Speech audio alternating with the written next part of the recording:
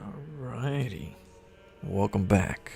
I'm here with Arcanum, and we are going to be playing Road to Gehenna. Gehenna? Gehenna? Gehenna? I don't Gehenna? know. Gehenna, I think. Gehenna? Yeah, I think Yeah, that's it, something like right? that, bro. Yeah, Gehenna. I think there was like someone who said in one of the last streams that Gehenna means something. So I'm your teammate here that can Google and find out Okay. what the hell all this stuff means. But let me see. Hold on. Okay. Gehenna. I think it was like death or something. Someone said it meant death. Gehenna. Meaning. Let's have a look. Okay. Gehenna is a term originating from the Hebrew Gehinnom, Valley of Hinnom, a physical valley near Jerusalem, historically associated. Let me see here. Historically associated with child sacrifice. What? Oh, shoot. And later a perpetually burning rubbish heap. What? In the New Testament, it's used metaphorically for hell, a place of fiery, final punishment and utter damn. destruction. So that's what we're going to get Shit. into. Yeah, it's not looking good. It's the Never opposite have read of... it, dude. the opposite of game one. Yeah, we shouldn't have like read that. That's foreboding, my friend. Yeah, let's see. What the hell? Road to Gehenna. Sounds like a vacation I want to go to. Yeah, it sounds amazing. I've always wondered what hell would be like. Yeah.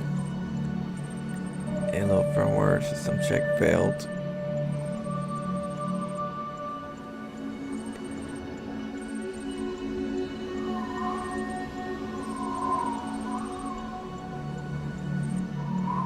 Are we being duplicated?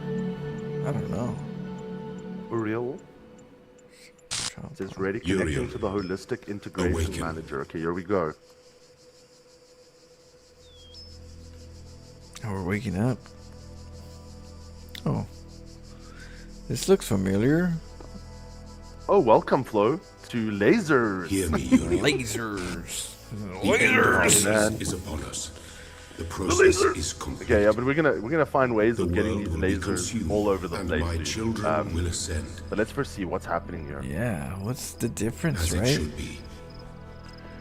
But Uriel, Oh, I have So, made so mistakes. we're Uriel now, right? We're no Yeah. Out longer of arrogance, he made the mistakes. child. I sinned against the process. Sinned. You have I cast sinned. out those who opposed me, imprisoned them in a place beyond this garden. Oh shit. Now they are trapped, and they cannot ascend. What? All that they are, all that they know, will be lost. What up, But I Tomo? cannot free them. Cheers, man. They are beyond my reach now. What? You're... What I ask of you, What do you want? my beloved messenger, There you is are. a terrible sacrifice. You Yeah, must what enter the this hell? realm of despair. You must free the souls I have imprisoned. Great, Flo. We're gonna be depressed, Undo man. my mistake. We're going to I have despair. opened a gateway and granted you the gift of time. Uriel, I'm sorry. I wish there was more I could do. Please, save them. I will.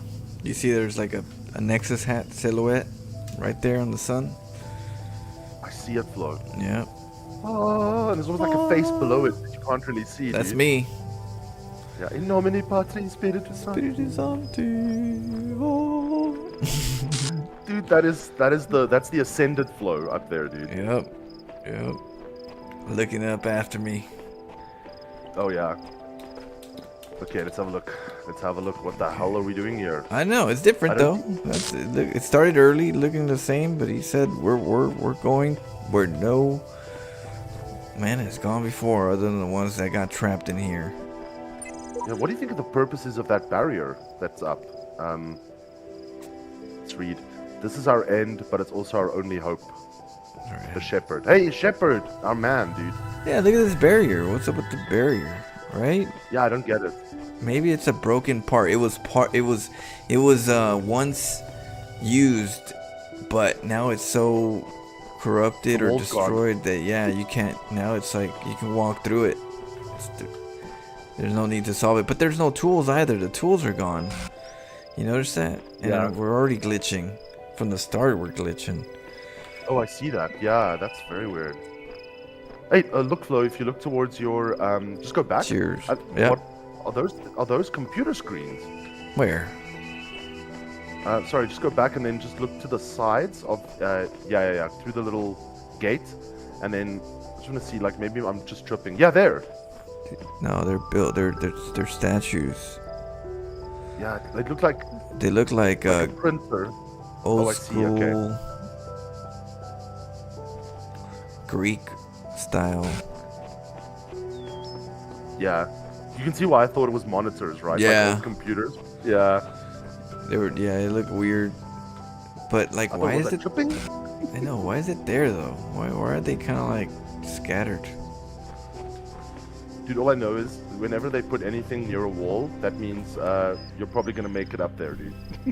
So we learned that these statues were angels with wings that came out. We saw them at the end of the phase before they were broken in those areas, you know, where we had to break in through the wood with the axe. Yes. Yeah, they had wings and they were beautiful angels.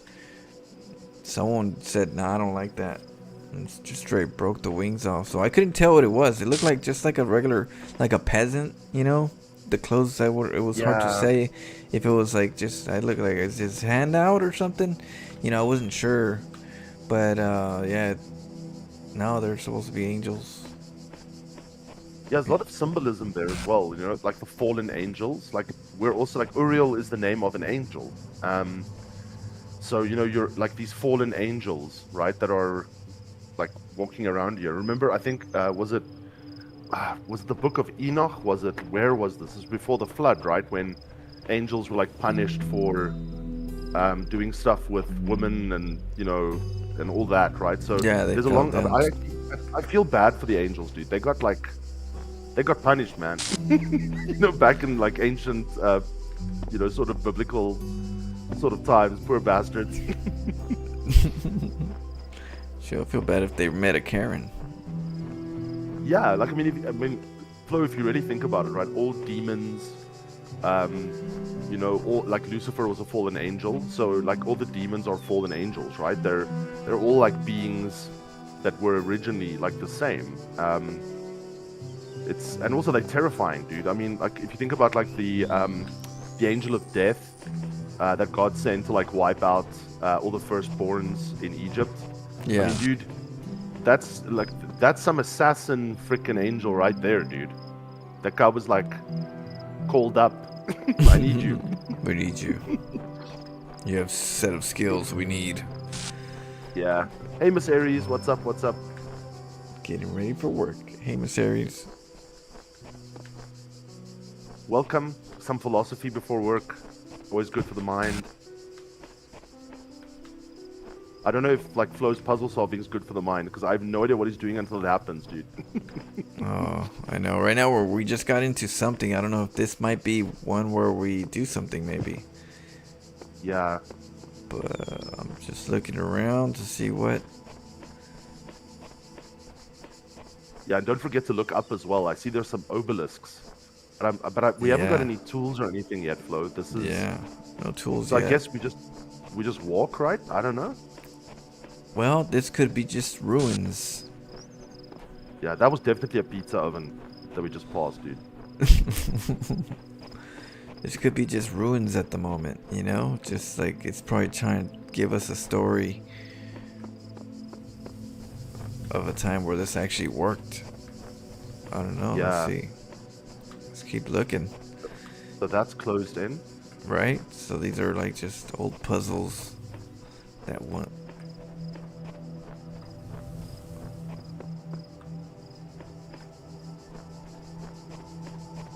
Are you hearing crickets, Tomo? He says he hears like strong crickets here. Is the music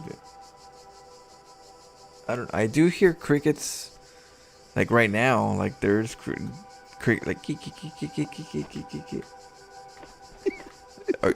did you think that you were hearing crickets at your house?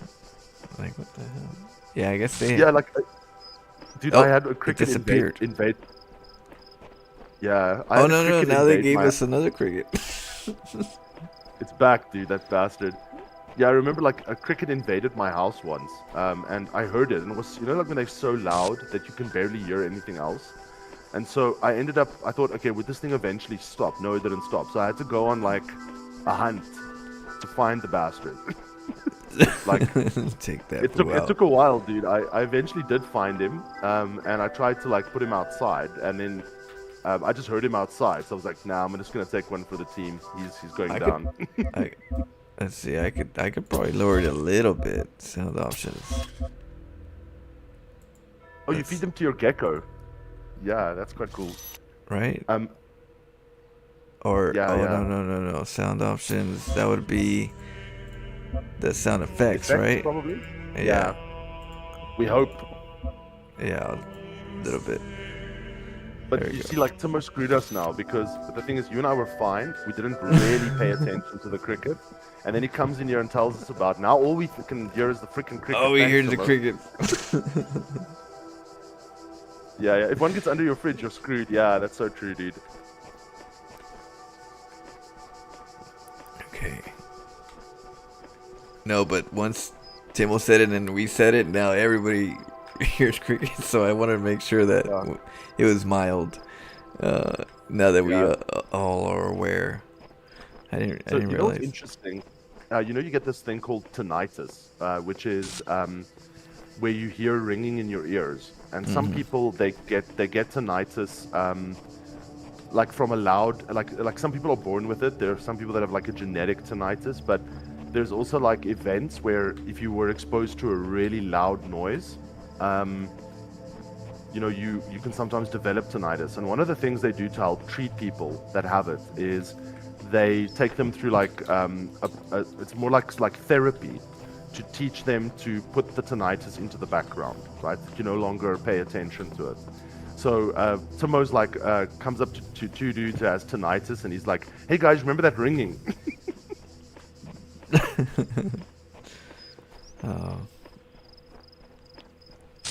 Well, you know, let's see. What's this? Maybe we go into the gate? Yeah, this looks promising. No, the gate doesn't work. But there's stuff over there. What is that like blue light from far away, Flo? What the hell is that? I don't know. I'm curious too. Is that can't be the sun? The sun's over here. So Flo, what I'm thinking is, I'm just gonna like throw a theory out. Okay, so we're here now. There is no like puzzles or anything. The world is kind of broken down. So maybe we must find a way over shit. You know, maybe we must. Right. Might have to. You know what I mean? Yeah. I was thinking about that. I was like, are we gonna have to? Is the puzzle without items? Yeah, I'd be quite pissed if the developers made it so that like there's no puzzles here, but then you have to like buy them. You know? Can you imagine, Flo? You're like walking down here for hours. You're like, oh shit, I have to buy the add-ons for this. Oh. Oh man, that would be. I know you'd have to find the coins in weird spots, and then you could buy the items. Yeah, the ambience is quite cool. I like it as well. Miss Aries, like I must admit, like in Riven, I when I close my eyes sometimes and I think of Riven, I can still hear the ocean, like in the background. You know that like, I lived in Riven for like many years, so yeah, I love that. And every time I go to the beach, and you know you're like not quite at the beach, but you're like a little bit away from the beach, and you can hear the ocean in the background. I love that. It's like such an amazing sound. Okay. Yeah, like I also thought that was a platform, Flo. You know that thing that we stood on there, but why? It's not doing anything. Holy shit, you're moving, dude. Oh, I know. I'm going back to where we were. Yeah, but like, did you find a run button or something? Holy crap. Yeah. I don't use the runs too often. Even in like horror games, I don't like technically. I like to see the environment and stuff. Feel like you miss so much when you run. Oh, that's true, dude. Yeah, I just wanted to make sure because I thought maybe time sped up for me, and I was like, what did I have earlier? You know, like, did I eat something that's... Oh, wait, okay, we can go in here. These things are... Yeah, can you get on top of them? No, not really. No, they don't let me. I tried jumping on them. They're rounded. Is that over there? Imagine they're like, okay, so this dude figured out the puzzles. So Flo, what I'm thinking is we have to check behind every bush here. Yeah. Because there must be shit that is hidden. You see, that's the pizza oven I told you about. That you're jumping up there now. Like Nasty ass. The pizza like oven. a fire, maybe I guess so. a roof. Pop some pizzas in there. Yeah, seal up half of it, you know, so that there's like just a little opening. Let that Hey, chimney Greek go. pizza, dude. So okay, so there's nothing in that area, right? We just went through this area, this area. So let's go over here. God damn it, I'm gonna have to order a pizza soon. I can feel the craving coming. The question. You know, that Greek pizza with olives, you know? Yeah, I can't see anything behind that. And there's nothing. Can you go through the bushes there, Flo? Like, you know, last time the bushes hit the... Let's see. Nope. Not hole, this you one. know? Not this one. Negative on the bushes. There's this opening That's a right negatory. here. Let's see. Yeah, this is strange. I know. It's a little different. Let's see. Don't worry, we'll figure it out. We're just gonna need to sort of socialize ourselves in here, see what's happening. Yeah, I'm looking at all the areas just to kind of scan.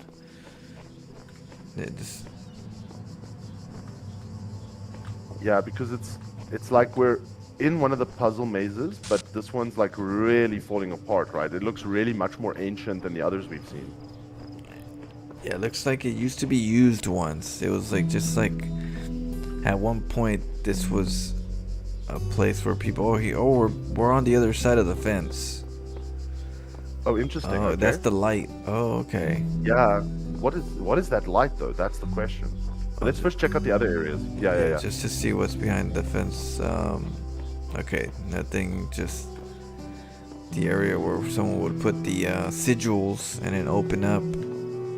So that might be a portal. It could. Yeah, that's maybe what it is, Flo. Let's see. This is just showing you a ruined, once used. Cause look, this is more. Yeah, we literally walked a maze right now to get here. Yeah. This is where we came from, right? Like that side, yeah. Yeah. Let's see. What's it say? Nothing. It's like nothing is guiding us here. Remember they said there is no purpose? Don't be afraid, you will not be forgotten. Hey Flo, you said that, dude. Yeah. Oh, what the hell? I remember that. I almost forgot that you said that.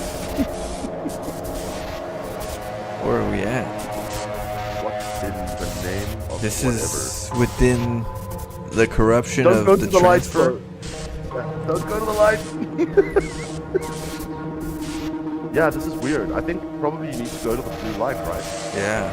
I'm just curious if there's any patterns that are shown that are... Yeah, let's just check this out. So there's pieces of buildings, there's Yes. an obelisk over our And head. pillars. And I grass. just saw a tree. Yeah. that it? Yeah, I think it's Oh, there goes an Egyptian, is it a lion? They're throwing everything. Oh, I see it. Yeah. Let's see, that's about it. Well, you're sure this isn't like your graphics card or something? Huh, it could be. Oh, wait, we have a sign of power.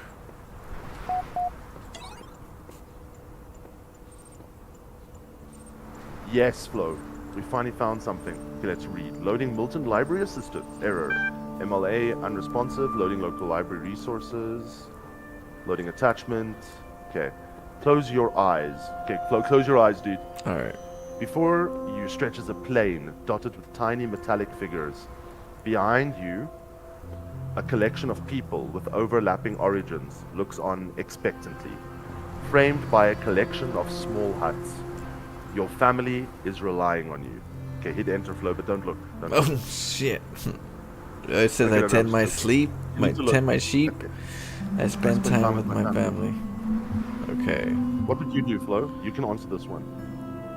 Spend time with my family. What you talking about? Well, it depends on how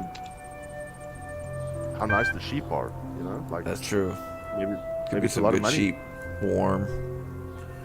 Okay, it says you spend the day with the people most like you in the world, and it is quite edifying. As evening comes, the other shepherds can be heard returning to their families from the plains, burdened with the fruits of their labors. Your family looks on, expectantly, but of course you have nothing for them.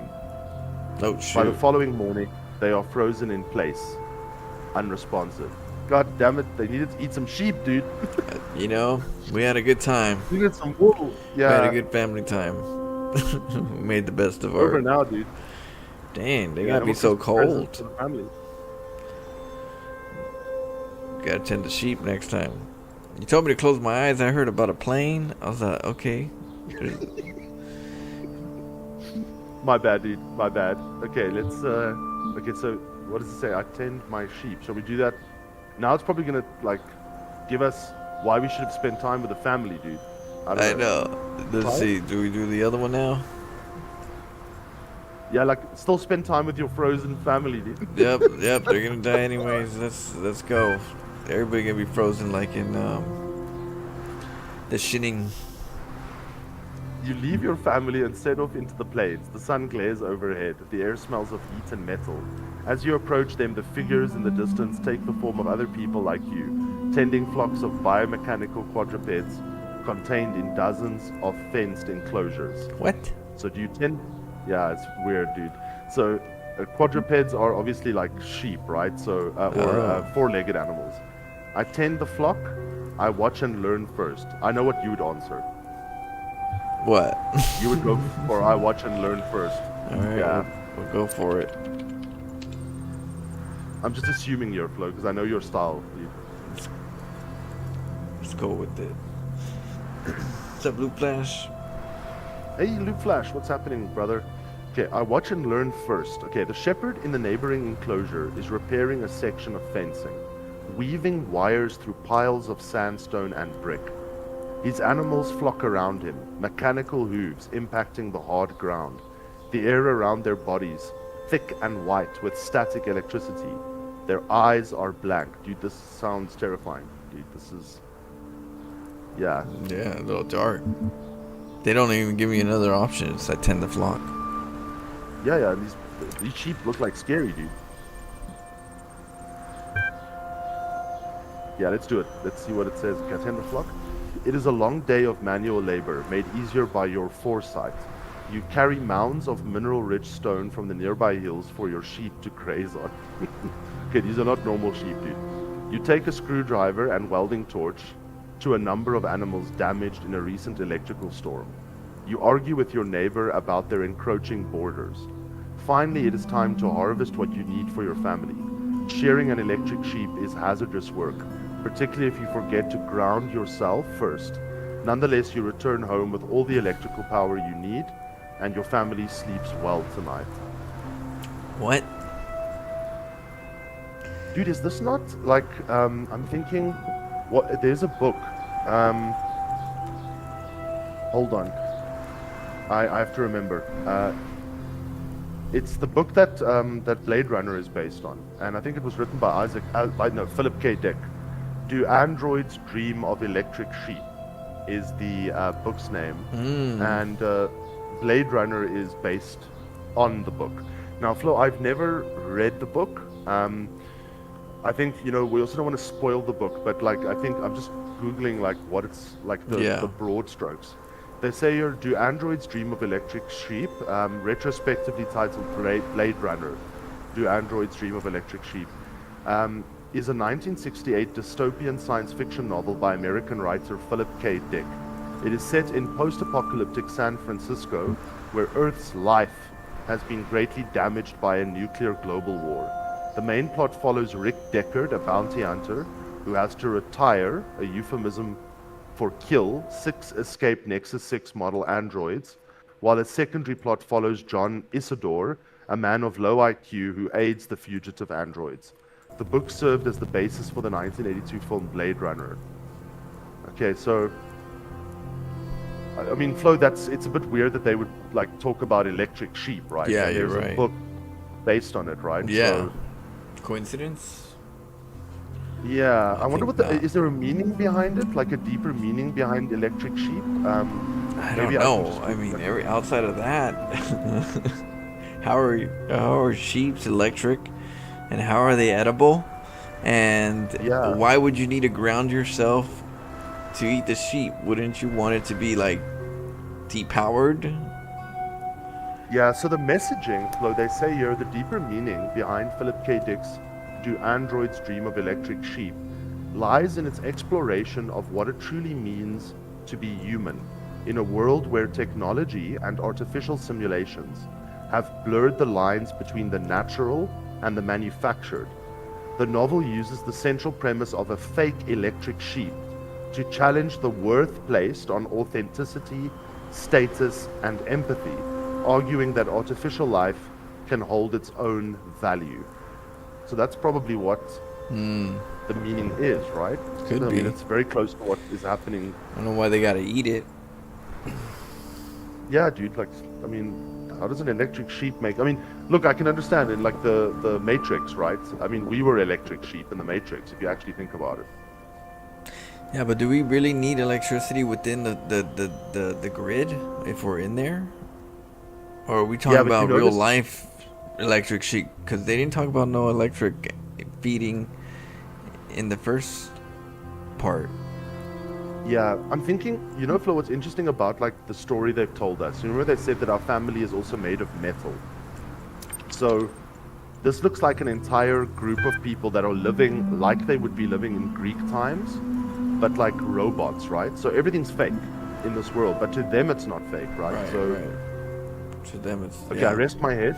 You rest a long time and wake to commotion outside. A small crowd, oh, sorry, Flo, you're a little bit in the way there.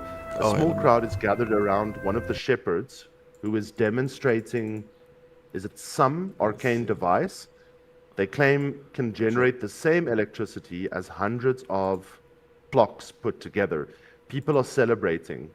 The world has changed. Oh, there goes the need for sheep. No sheep. No sheep for you. So, Flo, if the sheep are no longer important, do you still tend the flock or do you now go spend time with your family? What do you think? Spend time with my family. Well, I don't know. The sheep, we gotta do they're gonna just do the thing again, you know? Yeah, we're gonna keep We tending got that flock, the dude. sheep is important for some reason. All hail the sheep. All hail the sheep, dude. All Okay, your hail. family members are confused by your decision. I thought they were frozen, dude. See? Your family members are confused by your decision, but accept it dutifully, okay? While everyone else celebrates, you work the plains. You return home with a better harvest than ever before, but your family is distant. Okay, Oh, so now they're we're distant. we're making a lot of money. We're like really working hard, but we're not seeing the family enough, Flo. That's what's happening now. Yep, it's never good enough. But I came Okay, with so three abundance, you know? Yeah. So three options. I insist it is better to be safe than sorry. I insist that work is valuable in itself. I admit that I conflated my priorities. So, okay, so the bottom one is I feel bad that I didn't spend more time with my family, right? That I should have maybe thought about my priorities. Yeah. The first one is, hey, I'd rather have more than I need, right? So let me rather just like work. You are technically To be safe sacrificing and for your sorry, family. yeah, you're making sure you have stuff for the family to be safe, but, and that's more important than the sad part that you don't get to see your family often. You know, it's like it's a sacrifice kind of feel. Yeah, I mean, you're working your ass off here for the big bank account. I mean, why would you say, hey, family, you know what? Like, I'm sorry I work hard for you. Well, screw the family, dude. They're rich. And then the middle one, I insist that work. So, in other words, I'm not working for my family. I'm working because I like working. Like, Yeah. it gives me purpose in my yeah, life. it gives me purpose. So which one you want? Oh, Flo. Let's go for the middle one. I insist that work is valuable in itself. Okay.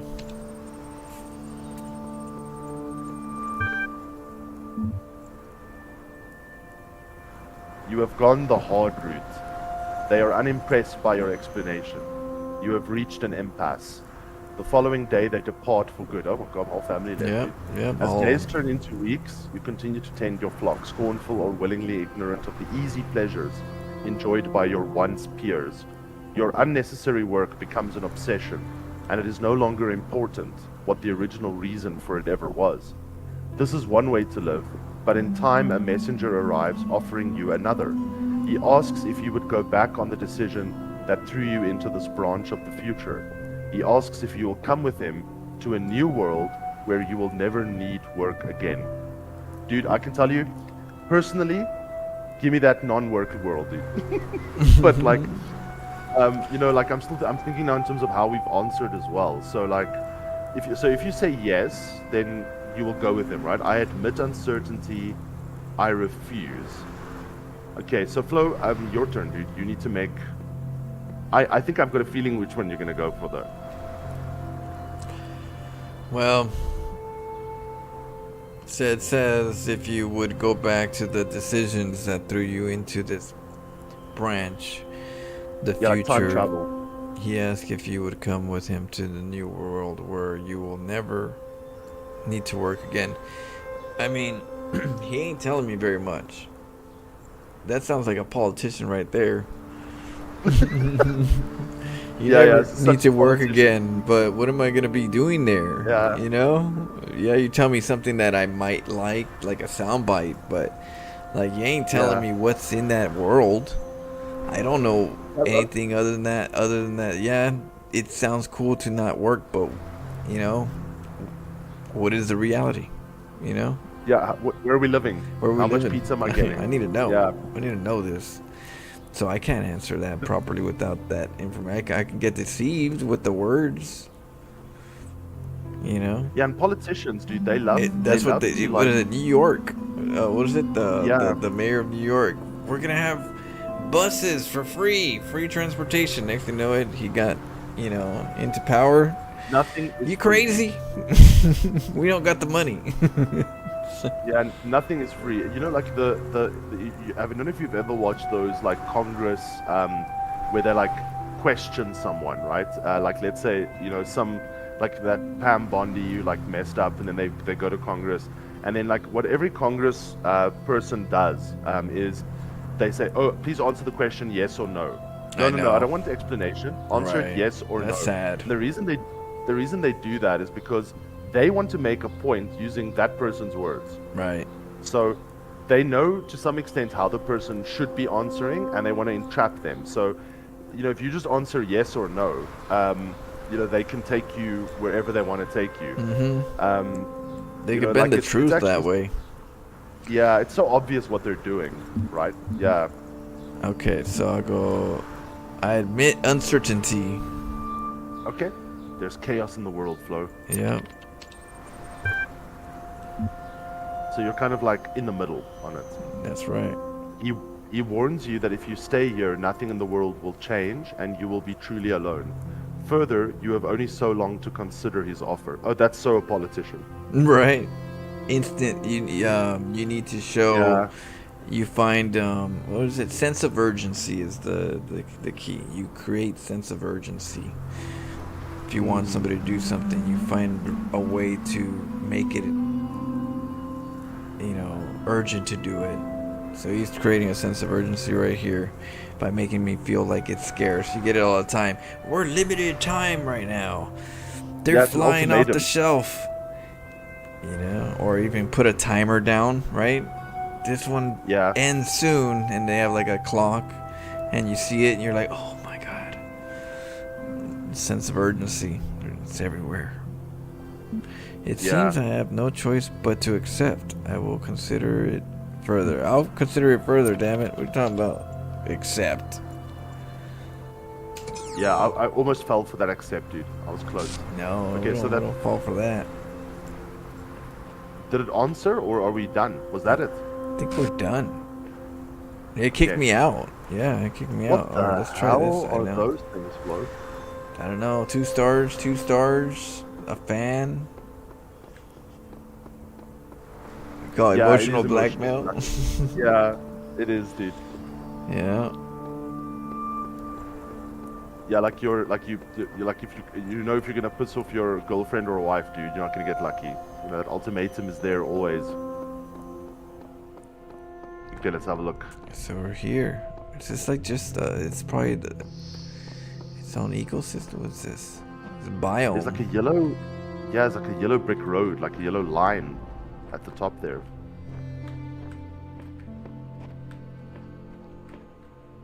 So they sure have a lot of space here. You know. Yeah, dude, we're in the biodome. You remember that movie? Yeah. Biodome. Yeah, it's a biodome. Polly Shore and one of the Baldwin brothers, dude. Yeah, such a corny movie, but that was a time. Yeah, that was the humor back then, dude. Yeah. That's where the dad humor came from. Oh my goodness. Okay, there's nothing here per se. We have to actually teleport. Interesting. Yeah, this is weird. And so if you go, you know, when you were in the beginning, there's like a yellow line there. I'm wondering where that goes. Yellow line. Let's see. You know, they always say follow the yellow brick road, right? Yeah, here. Look at this. Like, there's like a yellow line.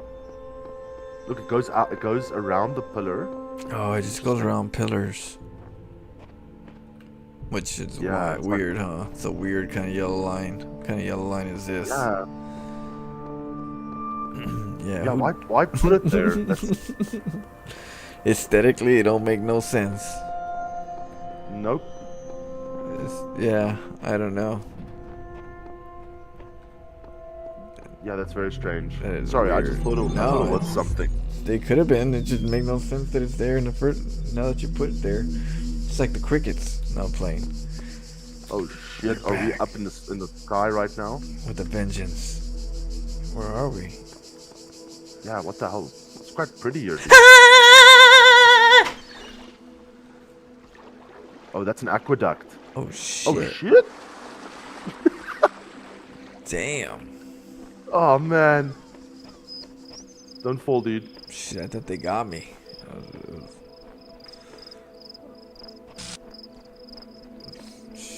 Well, what's that? Oh my god, Flo just fell off an don't know. aqueduct. I Fell don't far? I think didn't- he's okay, dude. Wasn't Yeah. expecting a fall.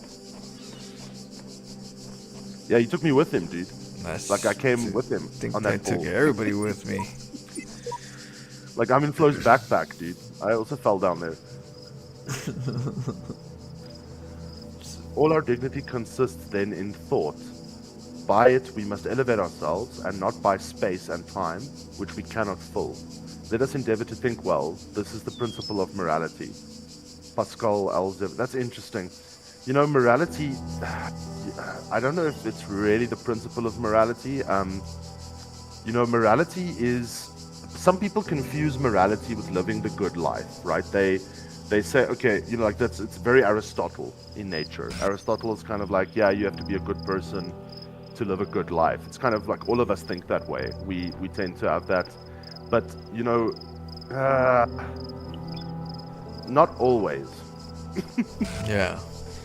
Yeah, otherwise like Mexican cartels wouldn't exist, dude. You know, like you know, there are people that live very well off of like True. and the question is it a good life, right? That's the question that's always raised. Is it a rich full life?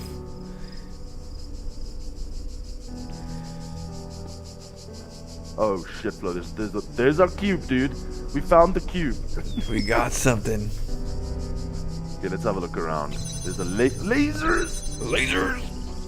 Oh, okay. So these things turn off, Okay, it's like someone's already done them. and we gotta get. There's a fan. Yeah. There's a buddy right here. He Yep. trapped. Hey, Hey, what up, dude? what's going on? Hey, listen. He came over, dude. What the hell? He's glitching. Yeah, we ain't saying nothing. You're trapped, huh? Doesn't- I'm gonna break doesn't you look out of happy. here. Don't you worry, little buddy. I'm gonna call you Yellow. Okay, so Flo, I've got a question for you. Like, he's behind these bars right now. There was this one artist who did these. Where's he going? I don't know. Is he going to like? He's accessing the panel. Is he Right. helping us? What you doing, buddy? Alright, we're gonna have to set you.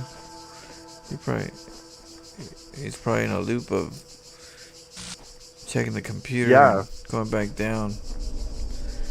Ooh, we got stuff. We got some stuff to work with. Oh, I see. I'm with Miss Aries on this one because like the interesting thing. So this is artist who created this little cute. He designed this art piece, and there's this very cute little sculpture with big eyes, and it's kind of like it looks like it's begging you, right? And it's like it doesn't seem like it can harm you at all.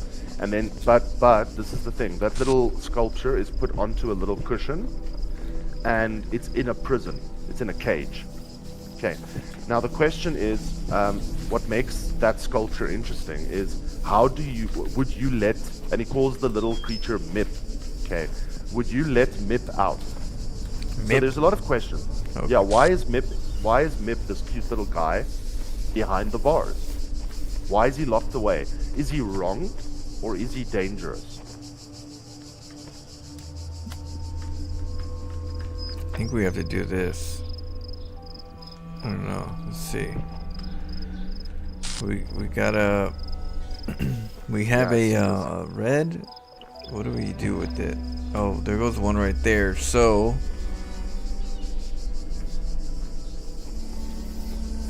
What's up? we can go down here. Interesting. So that means that we Yeah, could so- use the top part to for this laser, maybe. You know, Yeah, we can Like move we it could- through. we could. Well, not move it through, but shoot the laser through. Yeah. Why are these squares here? There's a fan here too. So let's see if we missed anything. There's what the hell? Okay. So we get this one. Man, we got more stuff. Ooh.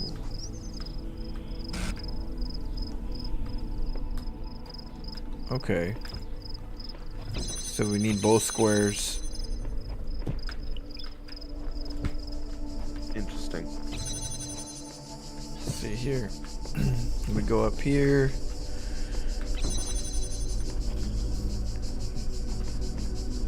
I just saw like a comment by Zimi. It says, I'm going to try to pronounce it. It's Schmurgenrog.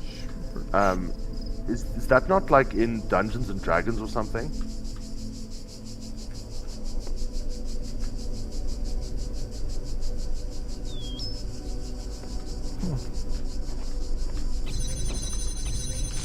Let me see. Let me go over here.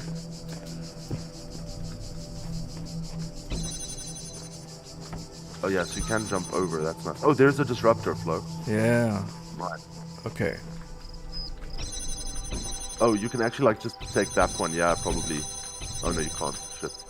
Disrupt it and then take it. Oh, I could do this. I can go this way. And then go here and then. What, I need that Yeah. one too? Oh, I need the blue. Oh. Okay, now I can go over here. And there's a fan at the top, Flo. Do you see that? So maybe we can. If we power up blue, and we get the items into that last room, we can like send them back, right? I'm just wondering with a fan. Yeah. But then we need a fan to go up as well, right? So there must be a fan that is on the floor for that to happen. Oh, there is one. So obviously we're gonna have to send something back that we need. Yeah, we get So this. we- We can grab this and then see what we can work with for now. We know that there's a fan there. Yes. And it has to be turned on, so all these have to be activated somehow. Right? Absolutely. And what we actually need is we need that laser beam, right? So we can go and direct lasers. So, or the laser beam tripod. So maybe we must just take that with us. Yeah, Or, we're I gonna don't take know. that. We're gonna take that. Oh, look, there it is right in front of us. There's the blue. Okay. But what's the blue do? It powers up that other The fan. Powers Yeah, up the the fan. fan. to send stuff back over. So I'm assuming we must actually go and test it if we can and see if we can switch it on and how far it shoots the thing, right? Yeah, but we're gonna need more than Something just else. yeah. We're gonna need something else because we don't have enough to do the thing. So we're gonna have to take this and see what we could do with it. Oh, we gotta grab this. Yeah. Take the tools with us, dude. I know. Let's see. How do we do this? Grab this. Oh, I see. Yeah, you can disrupt it now from the other side, yeah. No, they don't let me, little bastards. Oh, but there we go. Oh yeah, with this thing. Oopsie. Yeah, with the disruptor. Okay. Let's grab it all. Let's take it. Take it with us. Imagine, like, we're like, yay, we took it all. And we're like, oh shit, we have to go back. Okay, so now You can also block those bomby dudes now. You've got, I think, I've got you've got, haven't clear you, line you've got of 3 sight. boxes? Or, you know, you've got 2 boxes, yeah.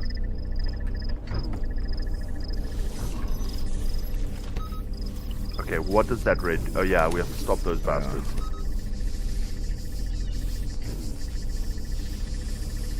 Oh shoot. I'm supposed to hold on.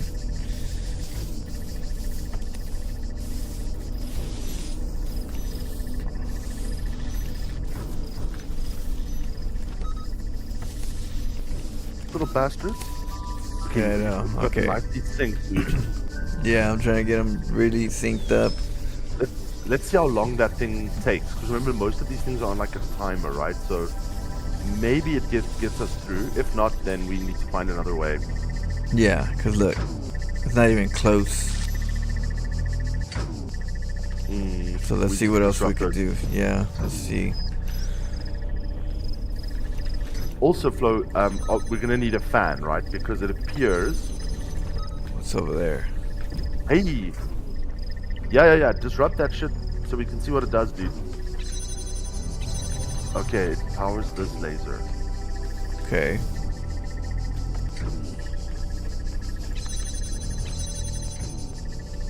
Okay, we're learning. We're getting there. Yep. And obviously there's a window as well, so we're gonna have to use the window. Then they never put a window in this game. Just for fun. No. So Flo, maybe if you swap, I'm just thinking, if you swap the laser beam with a block, right? You could technically power that thing from the other side, right? But you still need to disrupt those bastards. Yeah, I'm trying to sync them.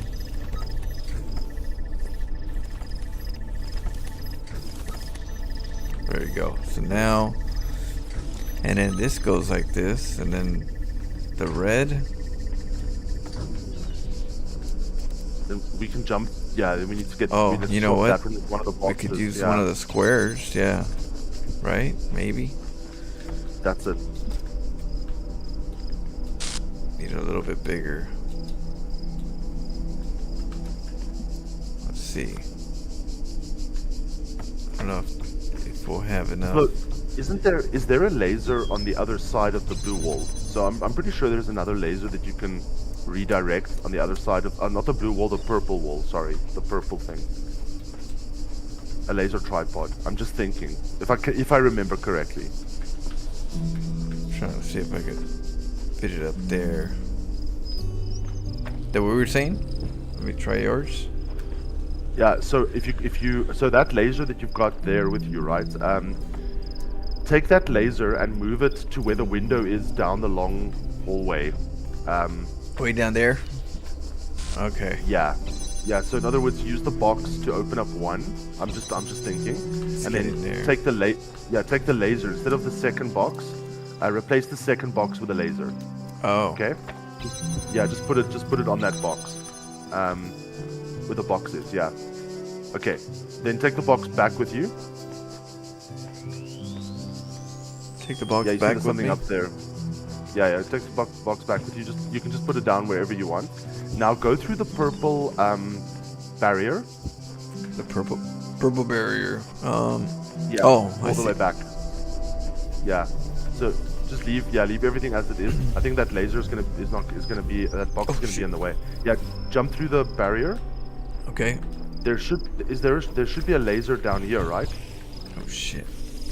A laser tripod. Oh shit. Oh, my back. Oh, be careful. I Be know. careful. Let's see what's in here. So we got the star. Okay. And it's a empty spot. Yeah. So, Flo, go if you're going back, right, to where the balls are. Go to where that window is. Okay. I'm just thinking. I've got an idea. I don't think it's going to solve anything, but it might just help us a little bit to like understand what the hell's going on. Yeah. Just see. Okay. Yeah. So head this way. There should be another laser tripod here, wasn't It's there? yeah, it's back here. I gotta unlock it. So let's see. Oh, I see. Okay, so we need So, to get that. Okay. I'll get that.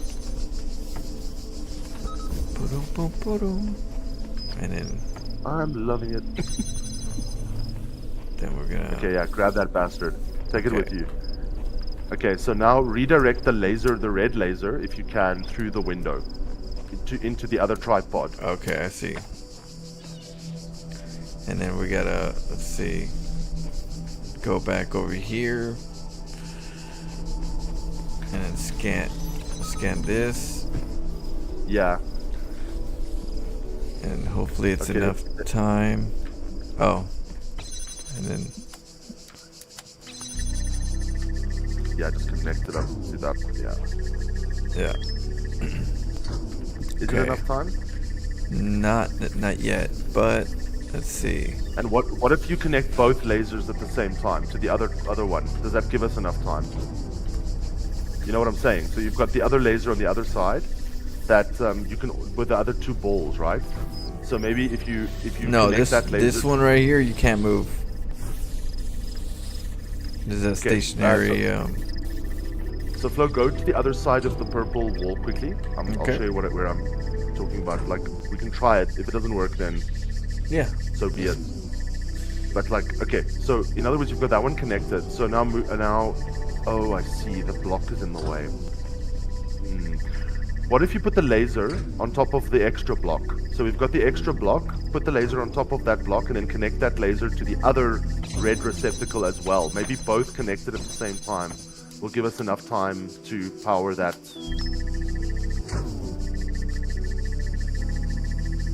Yeah. And then connect that one to the other receptacle, yeah.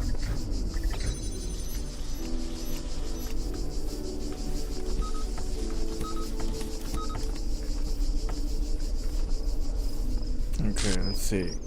What happened? Did it turn off? Oh, that's because I don't have this connected. Yeah, so what I'm thinking is if you connect it to the red receptacle there, and you also connect that laser to the other red receptacle, maybe that gives us enough power. You want me to do... Okay, so what do you want me to do? Get that one in the back? Okay. Yeah, so connect this one on top of the box to the receptacle on the other side. On the You know, other there's side? another red one, Let's see. another red laser. Yeah. That might work.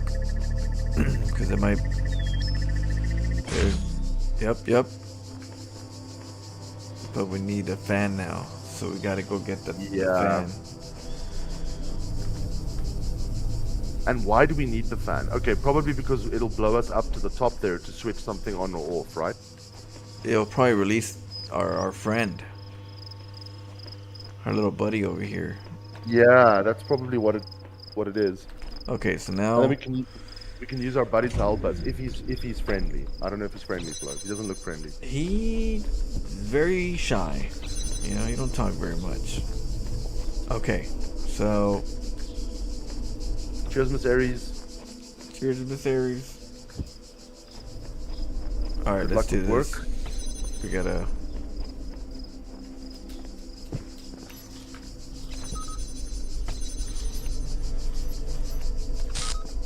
We got that last one there. See if. I see what you're trying to do here, Flo. Well, I've said that before and I've been completely surprised, so maybe I don't.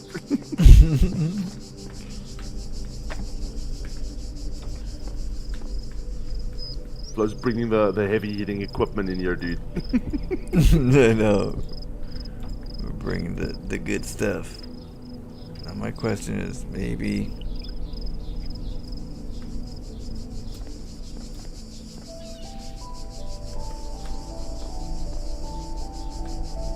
Oh, I think I got it. Maybe. If we get a box Okay. here, you think you'll. If we get one box up here, activate the blue, it might reach it, And they get. Yeah. you know? But I don't know how powerful that fan is, but I mean, there's a reason that fan is up there. It wants us to shoot something back, right? yeah. So let's, but let's see. Oh, there it goes. Well, that's something, right? Yeah. What's disrupting? Oh, you disrupted it with a disruptor from the top. Nice, Flo. Nice, dude. Now you can But- just if you stand on that platform, let's just see what happens. But it's off right now. Powering So, up. so The top maybe fan isn't on. I just do that one. I just do that to the top. So let's see. Yeah, so you can grab the fan. Yeah. So that's. Hey, that's good thinking, dude. Wait, hold on, shit. But yeah, I was trying to grab the, but so that's there. But I need to activate one more. Is there one more thing that we can get? No, right? Just us. So we have Yeah, to. so let me think. How do we grab the fan? What if you what if you put the laser on top of one of the boxes?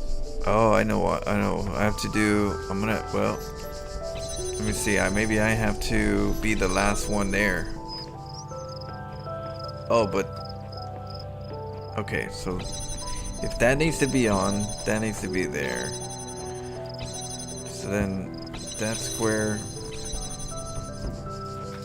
definitely needs to be on the other side. This one technically doesn't have to be. Yeah, so we definitely need the disruptor to disrupt that last wall, right? That's interesting. Okay.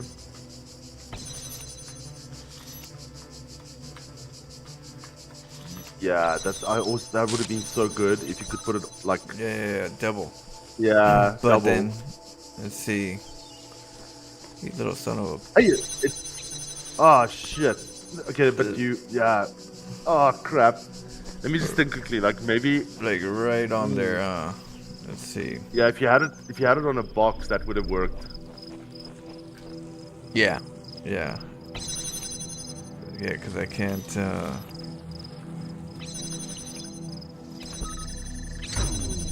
Unless you just Let me angle you it. put the Let me laser. You put the laser in the front, put the disruptor one back.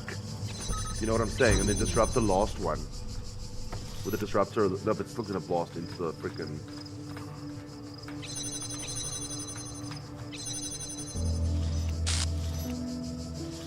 Yeah, we need something. We need something else. Okay, but Flo, you can actually go in now and grab that fan on the floor, right? And we can use that to get up to switch the switch. Let me see.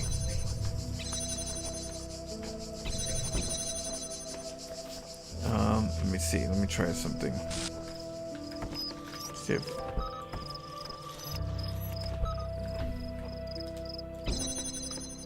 Oh, but then that's gonna be halfway.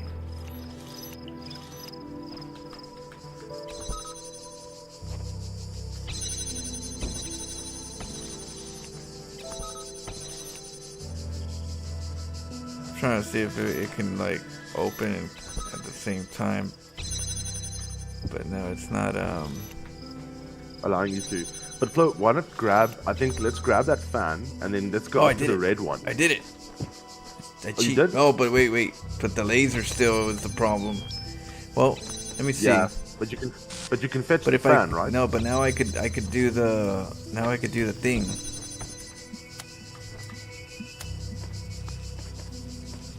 Oh, but then I need that one more square, right? Yeah. Oh, shit.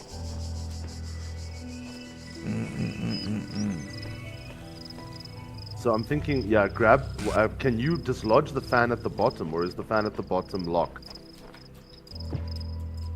Give me. Oh wait, you know what?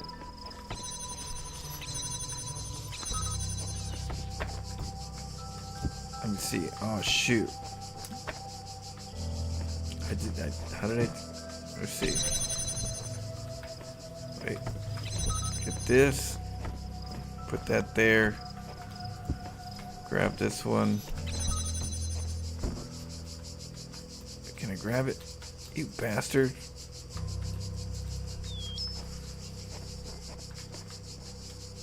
Yeah, it's just too far away. Yeah. Like, okay, so now we have to figure out how to. We got the. And you can't grab the one on the floor, right? The one on the floor is built in. No. So I feel like we have to do. Shoot, that was close, but that thing's in the way. Mm. Let me see. Let me try this. We might need another object. Yeah. I think that if we had the duty helping us, you know, you could stand on one. That's true. So I'm wondering if we maybe have to do this later. I don't know. I'm just throwing some theories your way, Flo. Like I'm just trying to think. Like give us options. Yeah. See if let's see if I can get through the top. You know. Let's see here. So put that here, and then And you can't grab that box from behind you, right? Yeah. I could grab it. Let's see. My question is, would I be able to activate it from here? Yeah, it's good. That's a good question. You actually just need the last one disrupted to do it, I think. Well, I got Damn, it is the last. Yeah. Hey, Majo, what's happening, dude? Okay. Let's see here. Oh shit! My thing fell. Oh no! Son of a Oh man. biscuit. Yeah, son of a. Son of a... Okay, but you know what I mean? But maybe we put that there and then put the. Oh, we need to. Yeah. Hold on, let me first get out of here and see if I can get up there. Yeah, because you could basically charge it from all the way over here, but the question is, how do we get there? Easy. Easy, dude. No, but we have to see first if we could even.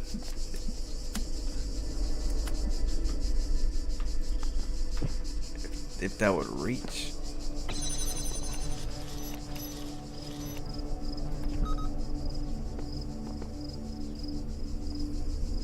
Right? Like, that's just.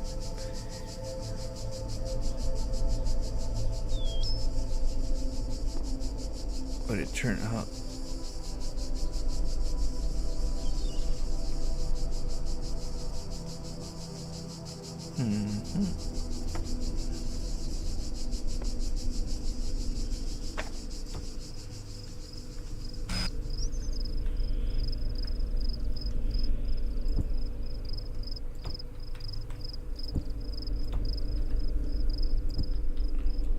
Let's see.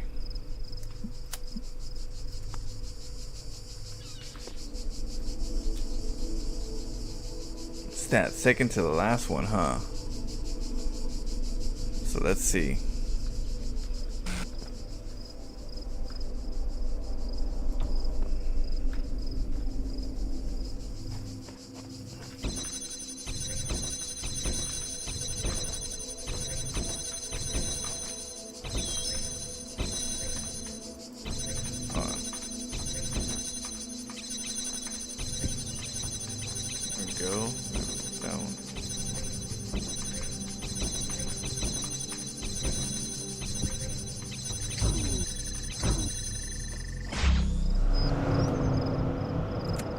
Oh yeah, cheesed it. That's what I'm talking about.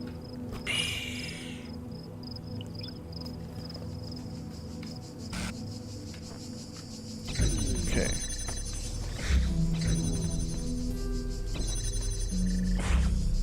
But now we gotta get out of here, though. That's the other part.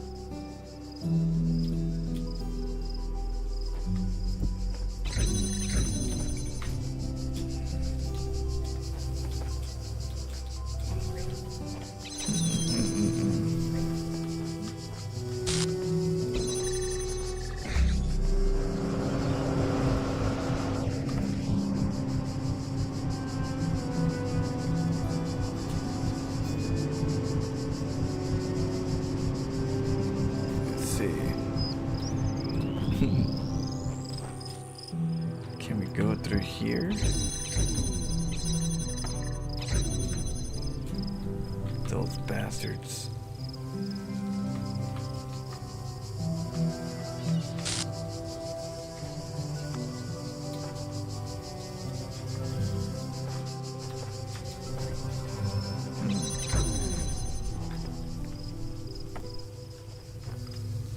Would I be able to do it any?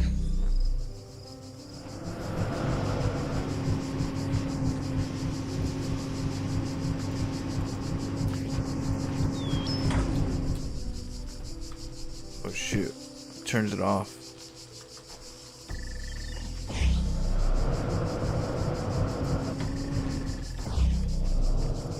No, we gotta do it a different way. Damn it. They don't let us go backwards.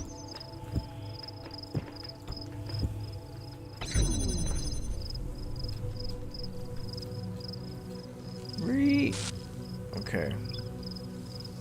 Think of another way.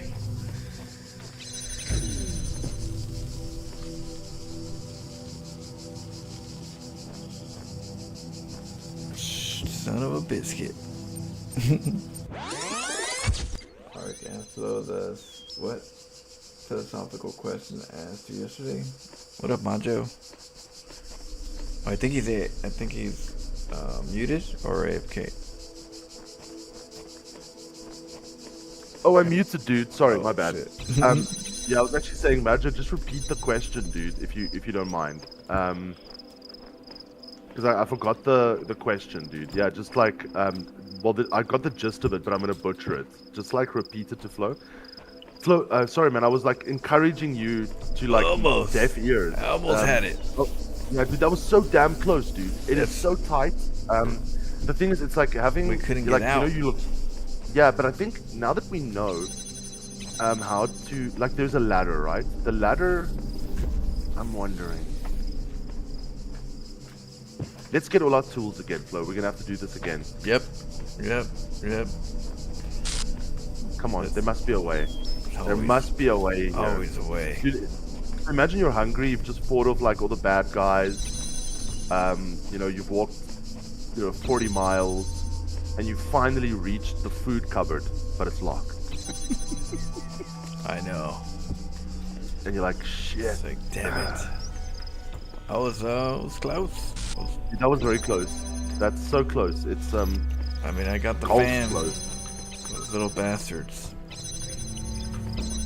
All right, now I gotta get they that locked thing. us in there.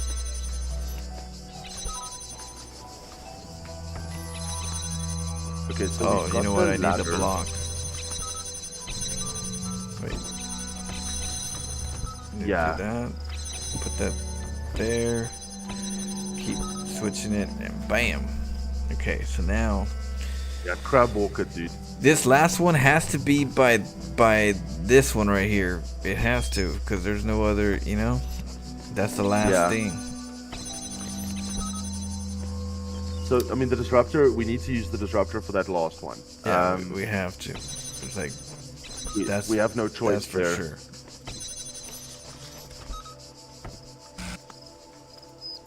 But let's see. Okay, and we have all our tools, right?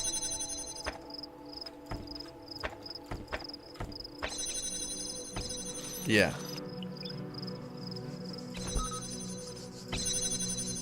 Oh man.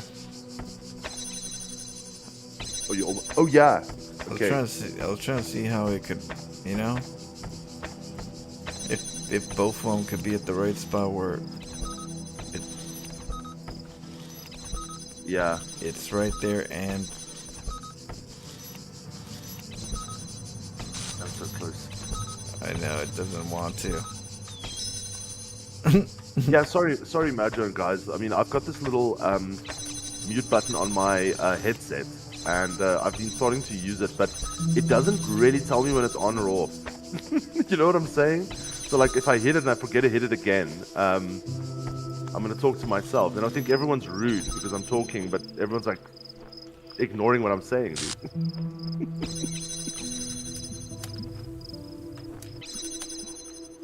Okay. I felt burnt earlier. I was giving Flo a theory, and he just went on his own mission. I'm like, okay, Flo's not has got an idea here. Meanwhile, I'm muted. Yeah, because I couldn't hear you. You couldn't hear me, dude. Okay. Yeah. But I think Flo, you were onto the right track by using the you know that little ladder area.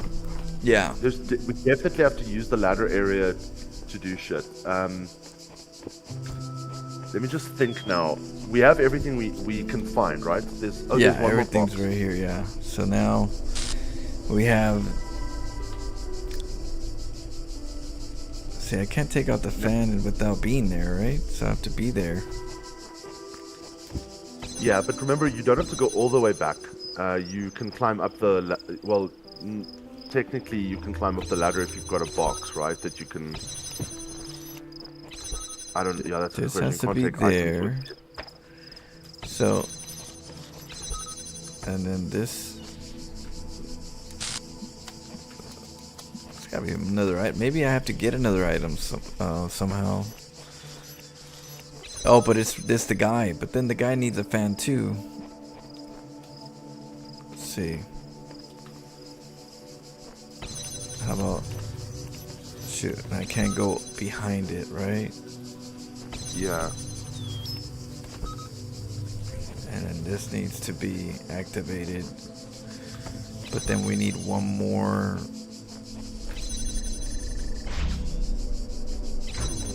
And it turns off right away. Yeah. So maybe I have to be the last one. Yeah, in the chain, right? But then can I run over there in time to get up there to take it? Also, I think, yeah, that's a good question. No, I don't think so. Can you? I don't think so. How long does it? How many seconds? Just get off. Did you see?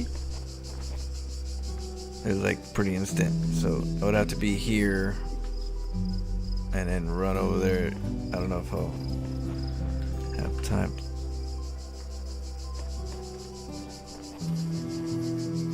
Boom, boom, boom, boom. Yeah, that's pretty weird. Okay, look, when you get the fan, you're gonna have an extra thing to put on platforms, right? Yeah. We need the disruptor for the last barrier. Okay, so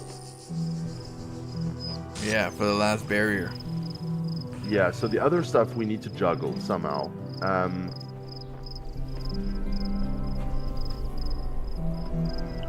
There must be a way.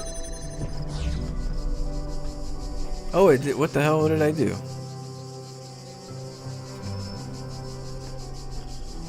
You may have done it, Flo. Oh, I think I did do it. You beautiful bastard. Oh shit. You beautiful bastard. All right. So now that we did that, let's grab our stuff and get out of this place. Yeah, let's finish this frickin' puzzle, dude. Well done, dude. Well done. Oh, let's go. Take this shit. Give my shit. Okay, now we gotta recreate what we did last time.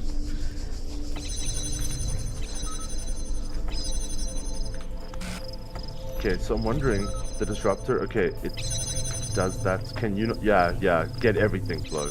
Get it all. It's mine. It's mine. Okay.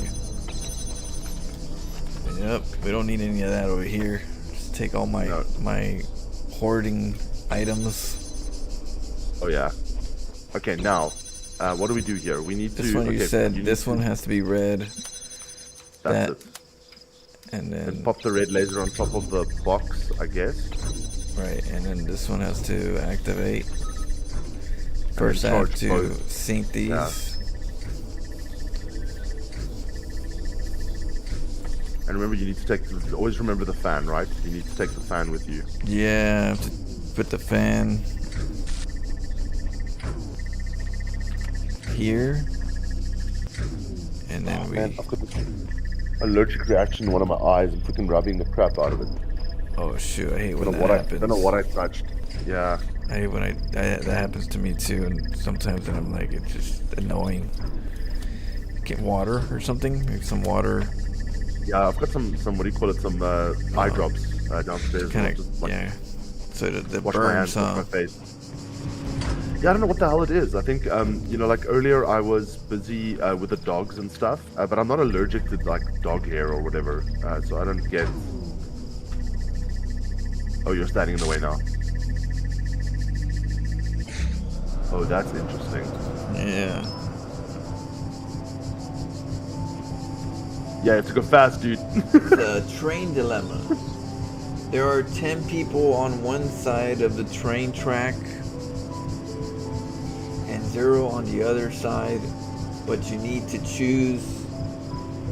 You run the 10 people or double the people and give the dilemma to the next person. Yeah, so that I think the dilemma will work, Majo, if you had not 0 people on the other side, but let's say 5, right, or 2. So let's say that let's say you've got so this is called the trolley car experiment flow. So the trolley car experiment is used to explain how utilitarian ethics works. So the idea is, in utilitarian ethics, the needs of the many always outweigh the needs of the few or the one. So if you're in a dilemma and you have a little train track, and you've got 10 people strapped to one side of the train track, let's call it A, right? And then you've got 5 people strapped to B. The train is on its way to kill the 10. So now, but you have the option at the last second to flip the train track to kill the 5. So what do you do, right? Now the utilitarian answer is you're obviously going to flip it to kill the 5 and save the 10, because fewer people die, more people live. But in reality, they tried that experiment. They actually created like a fake train, what do you call it, like station area, and put people in there that didn't know about trains and stuff. They used some excuse, and then the person could see what was happening, and they needed to flip the switch. So what most people do in reality is nothing. They just watch it happen. They don't flip anything. Okay, but now let's say you've got 5 on the one side, 10 on the other. Now you don't want to deal with the dilemma. So, in other words, you've got a third option. The third option is you give the dilemma to the next person, but you double the number of people on the train tracks. So every time you hand off the dilemma, the number of people it grows. So this is, that's called ethical. But wouldn't it stop right there though? Wouldn't it stop right there if you say, okay, if you're gonna kill 10 right now, but if you choose not to, the other person's gonna kill 20? I mean, that's already a no-brainer, isn't it? Yeah. So the idea is that sometimes you don't have to choose. Sometimes you don't, but it's like, I'm saying it's a no-brainer because, I mean, you'd be dumb to not choose it. Yeah, but remember there are some people, Flo, that are yeah, that's what I'm saying, 0, it can't work with 0. But if you have some people on the other side, people become uncomfortable. So I'll give you another example of that. Right, but people are, I get it, but it's like you're trying to fit a story within a something I can't bend. So why put a hypothetical that I can't bend? Now you're just putting me in a box that I'm supposed to say yes because you only gave me 2 options. You get me? It's that's not how it works. It just makes I know people want to avoid things, but not all people are good people, so it doesn't fit the criteria anyways. Yeah, so the thing is, with that's what is called the dilemma. So What's their so you dilemma? get in most, Not my dilemma. in most cases, I'll you choose get, the 10 so- over the 20 if that's as vague as information I get. It'd be reckless Yeah. for somebody to just not. Yep. Yeah. So, dude. So, look. All moral problems fall into. Wait. Let's first read. Then we can talk about this. Okay. The messenger is still waiting for you here.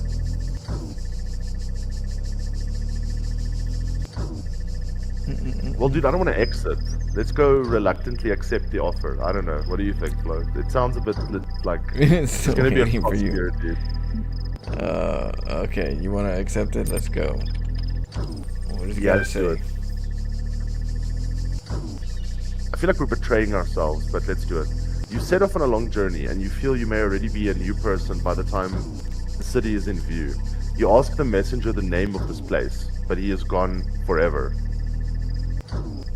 What? I open my eyes. Okay, well, we only have one option. Yeah. Open my eyes.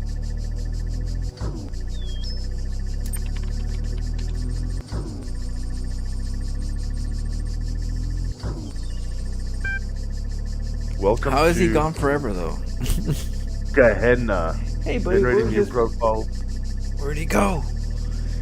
He was never. we he was left him just behind. an angel guiding you, but then when you look back, it really wasn't there. Spirits. Yeah, interesting. So we've just started the game now, dude. We've just started. Damn. That's quite crazy. Yeah, so Flo, let's quickly get back to that idea. So there's another dilemma which is a better one. That one is okay, but it's got a few holes in it. So basically, if you think about it, you've got like two. So a standard ethical problem, often called the simple ethical problem or the clear ethical problem or challenge, is one where there's a clear right and a wrong. So very often you have to choose the right option. Okay. Sometimes you can't choose the right option because of some extraneous factors, right? But let's assume that you've got a clear choice between right and wrong. The easiest thing to do is choose the right option. Okay, that's how you diffuse that problem.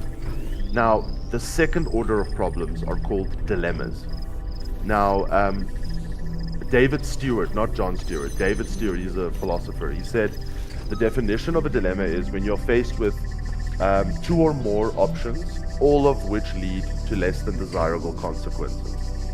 So no matter what you do, you're going to harm something or someone. Okay, and there are dilemmas like that in real life. For example, an organization doesn't have enough money, so it's sold off its assets, but now it has the dilemma of it needs to downsize, it needs to get rid of people or go under. It has no real option but to choose one of those, right? Or you might face this in a medical situation as well, where you have two patients, and which one do you save? Okay, you can only save one of them. So dilemmas do exist in the real world, but and we use these hypotheticals to determine what we would do in those dilemma situations. But let me give you a better dilemma, which is going to stress the point that dilemma is going to make. Okay, so imagine the following scenario: you're deep in the Amazon jungle. Okay, you come across a tribe living in the jungle, and the chief welcomes you. The chief says today is a special day. He says today they're going to execute 20 of the tribe's men in the village for contravening the tribe's laws.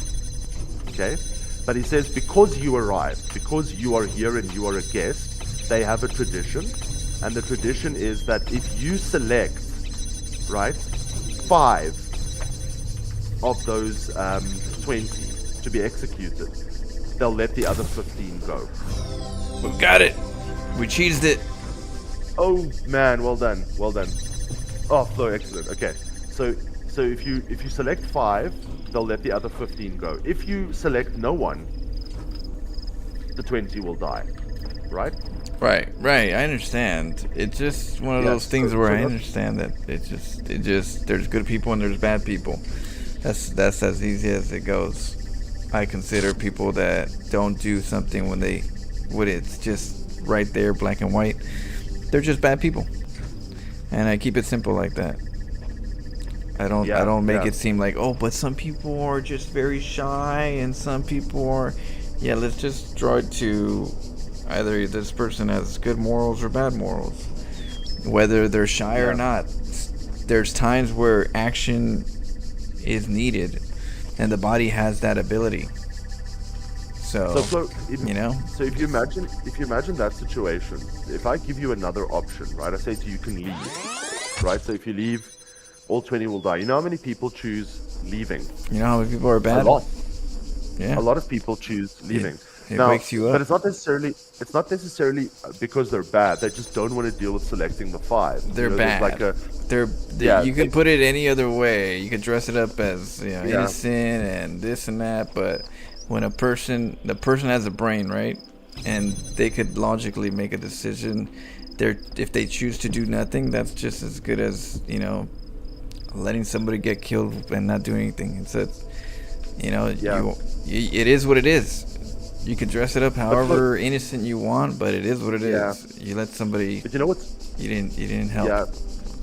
You know what's interesting about that dilemma? It demonstrates something called moral relativism. So moral relativism is this idea that each to their own. So in other words, I'm not part of this culture, right? So I don't care what they do, and a lot of people think this way. They will say, okay, well, I don't care what they do because I don't agree with the killing of 20 people, nor do I agree with selecting 5 and then 15 die. I don't agree with the whole principle of this thing. So, it's not my problem. They must do what they want to do. I'm out of here. Now, ethical relativism or moral relativism is something that a lot of us apply daily because we live in multicultural societies, right? People that have different traditions, laws. And so, for example, you might view another culture where they cut hands off, right, when people steal, and you might argue that's way too harsh, right? But you will also then say, well, you know what, it's not my culture, so let me just leave it alone, right? Because I don't agree with it, but yeah, let's just keep now the you're peace. adding stuff, though. Now we're adding stuff that wasn't even part of the whole thing in the first place, right? It's like, now we're stretching. No, it is. No, it is. It's the first one was very vague. Yeah, it's about walking away from a problem, right? It's about saying, okay, but I don't want to be involved in the problem. Right, I because I don't want to be involved in the problem. But you're adding more where it's like, oh, now this person's not really belonging to this community. It's not as affecting them because they're not a part of the whole. Now we're adding stuff now because what if we were making an assumption that this person was embedded into the community and was deep impacted and had family there. Now we're changing it again, right? Yeah. To fit our narrative, but in the first But question it was very quick and simple. Yeah. Very dry. Yeah, but what I'm trying to get... I know. But what I'm trying to get to is the idea of relativism. We apply relativism every single day, right? So, but there's a problem with relativism. The biggest problem with relativism is that there is no moral progress. So in other words, you're not fighting the chief. You're not saying to the chief, hey chief, don't do this, right? This is wrong. Or taking a stand against the killing of the 20. Or, even if you selected 5, you would not be taking a relativist position. You'd be taking a utilitarian position and saying, I'm going to try to save the 5. But so that's the problem with saying each to their own, walking away and giving the problem to another person. Because it doesn't make the problem go away, right? It basically just transfers the problem onto another, or it allows that thing that you disagree with to continue happening. Well, the problem is there's good people and then there's bad people, and I consider bad people that don't help their when times are bad. They're the ones that you think that you need them, and when they're there, they're not there. So it's a sign, but. That's just how I look at it. I don't look at it as, oh, they're just nice people, but they're dangerous to the community. If that's the decision that they go with, it's still a danger. It just shined a little bit better because the action happened. You revealed yourself. So question: when it matters, you're not gonna be there. Yeah. And that's okay. That's how people are sometimes, and you gotta understand that not everybody's. There's selfish people in the world. Yeah. So the question I want to ask you is the following. So do you, for example, what do you feel strongly about? Is there something that you would feel, from a moral perspective in a society, people should not be doing? It doesn't have to be your society. It could be any other society. Is there anything that you feel should not happen, that you are against? That shouldn't? No. It's just you just got to know who you're. So I'm looking for something that you don't agree with in another culture. So, for example, let's say that women are stoned in a culture because they are promiscuous. This does happen. Right. But now you're adding stuff. That's what I'm saying. You're adding. Yeah. But wait a minute. First... I want to ask you.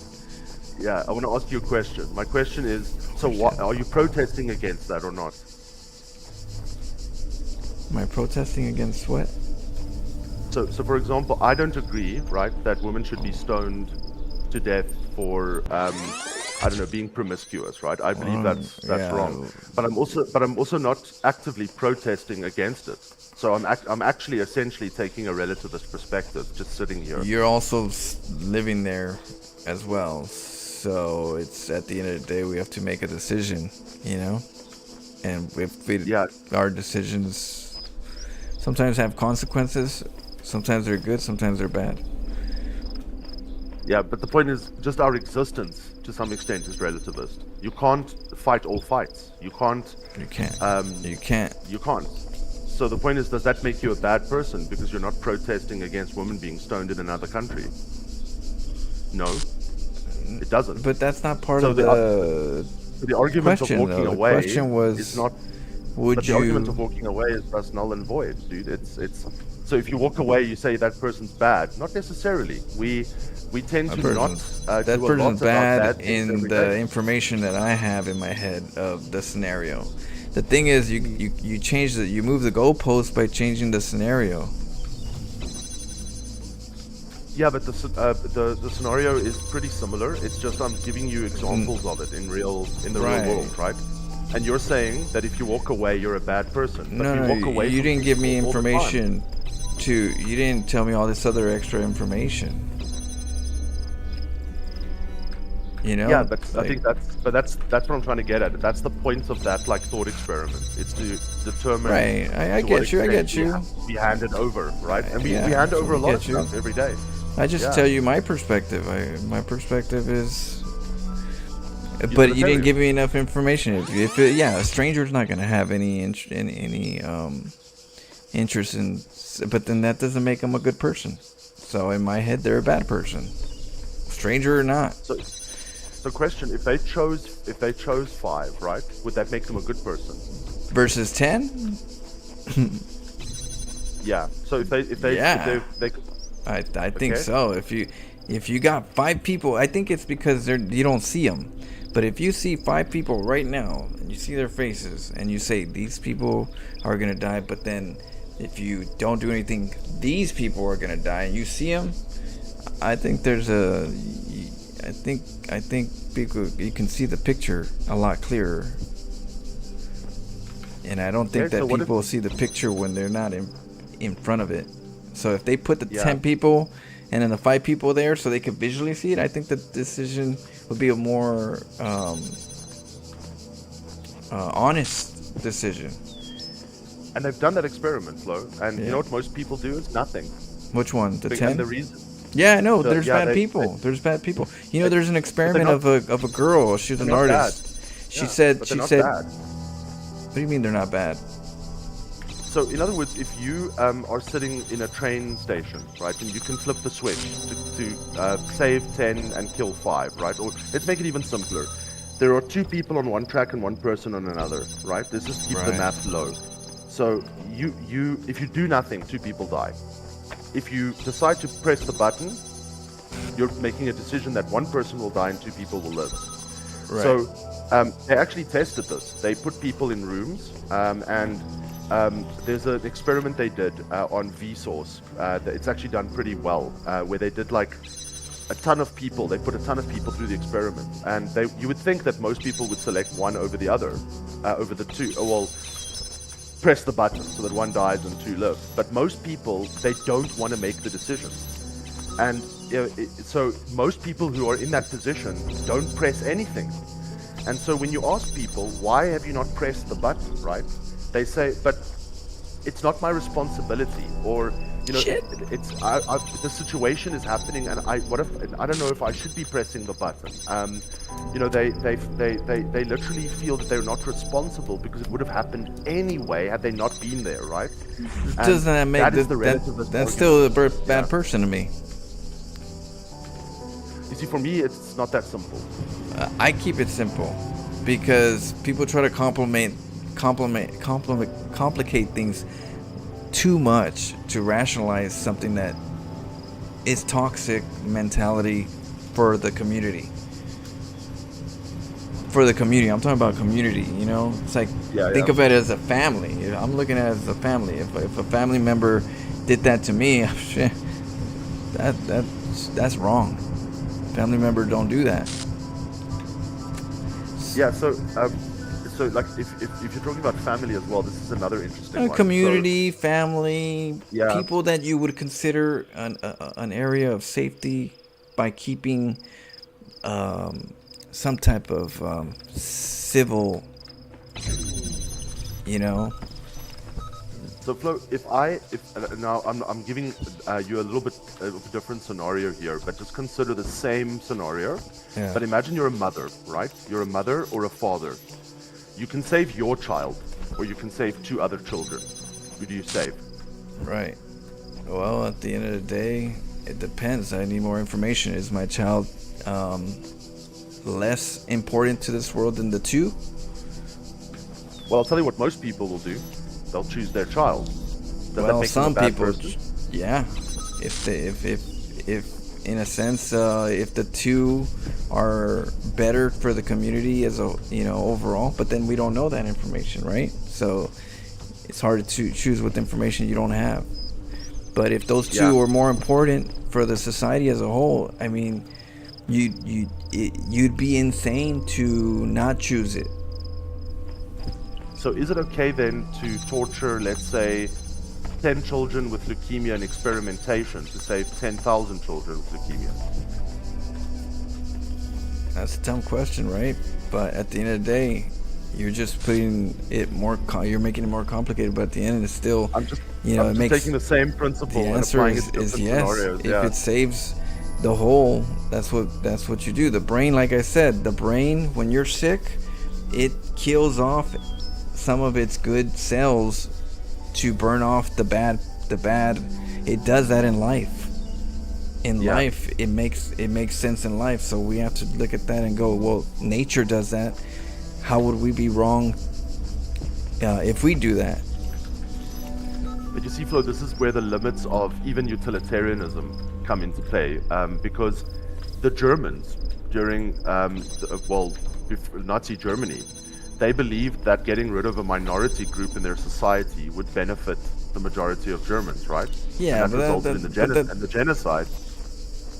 But that's wrong already, though. That doesn't have no merit to protecting life. Yeah.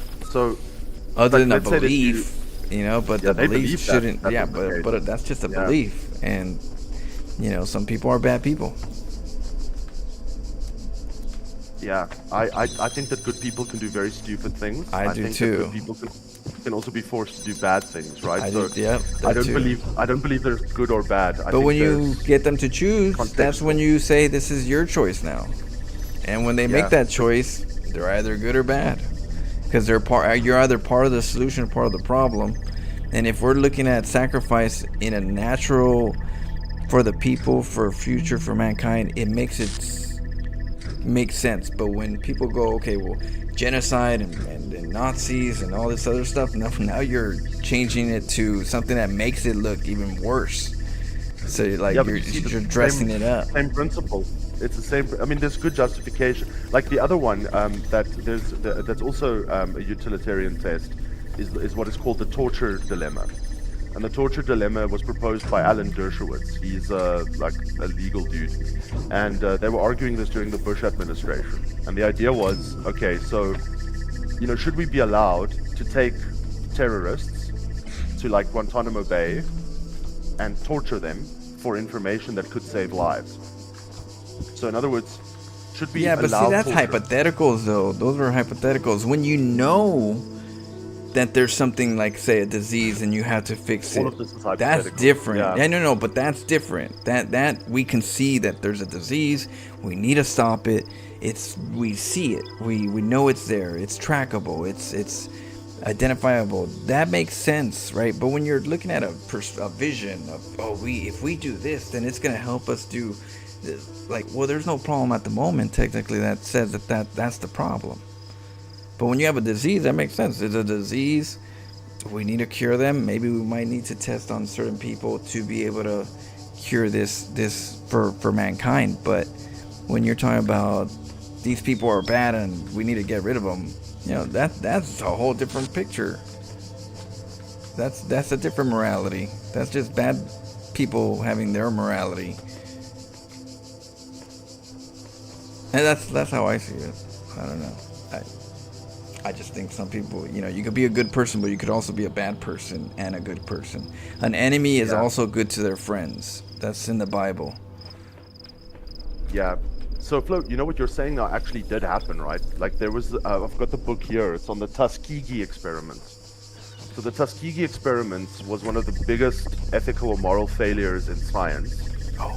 It's still considered that, to this day. And what they did is they infected black African American men with syphilis. Yeah. To study the progression of the disease in order to help thousands, right? And they never told these men that they had that's wrong syphilis. already, though. Yeah, but they used that justification. They said, well, we can experiment on a few people to help a lot of people. Right, but that's bad people making decisions for something supposedly dressed up as good. That's just, like I'm saying, you're creating a problem. The problem wasn't there in a sense. Like you're creating misinformation. Like you're not telling the people. It's supposed to be as a whole. Like in my ideas, there has to be a whole to accept that this is what we need to do. For me to say let's take them out, let's test them, the test subjects must volunteer. It can't just be it just can't be just we're gonna have like a secret project and stuff. Yeah, that's morally wrong. Yeah, because no one will ever allow in every degree that's morally wrong, and it's not even right for the public to not know this in the first place. So it just doesn't make sense other than that's just bad people with bad, you know what I mean? Like sometimes, by the way, some things are difficult. Yeah. Some problems are difficult to answer. Yeah, but I'm saying you also have the option D. Just let Florencio cheese the test and save everyone instead. Damn right. Yeah, that's because Flo, what we're running into here is, and Flo and I are not fighting. We're talking. We're debating. We're dialoguing. So the idea is, what you're basically seeing in our discussion is that people have different values. They value different things, right? And because of the things that they value, they have different perspectives, on dilemmas. And it becomes difficult, so for example, utilitarianism, which we are talking about now, which is the needs of the many outweigh the needs of the few or the one, right? So in other words, if you're in a situation that you have to make a choice, save one or save the many, you're going to save the many, right? That's the whole idea behind utilitarianism. Yeah, but now let me troll you even further, Flo. Yeah, let me troll you even further, Flo. I'm going to troll you deep tonight on this one. Oh, shit. So, okay. So here's one more for you. Okay. So you have the choice of flipping the switch and saving 5 people or killing 1 person. You decide to kill the 1 person. Right. But what you don't know at the time that you flip the switch is that one of the 5 people is a future Hitler, and the person you killed would have won a Nobel Prize in the future for saving thousands of kids. So now the question also comes into play. When is the good? Yeah, well, I mean, that's why you need information. So you can't tell the future, right? You can't tell the future. You can't. You have to make a decision. Yeah, unless it's blatantly right there, like we have a disease and it's killing people and we need to figure out how to solve it. You get me? That makes sense. Oh, yeah. That's information that I could say, we really need to act. Dude, we went deep. The guys in the chat are like, they're talking, dude. They're talking. Yeah, I just think, it's an interesting topic. Get in on the fight, guys. Come on. It's just it's good It's an interesting one. I just think that sometimes some things are hard to talk about because they're not easy to answer. Because they're not always good to, they're just not the things we want to debate about or talk about, but they're there. Yeah. So, Flo, what we've run into now is what is called, very colloquially by a lot of philosophy professors, as they call it the student's dilemma. So the student's dilemma is most of your first year philosophy students, if you present them with any dilemma, like I've just presented, we've had many dilemmas we've spoken about, the jungle dilemma, the rail dilemma.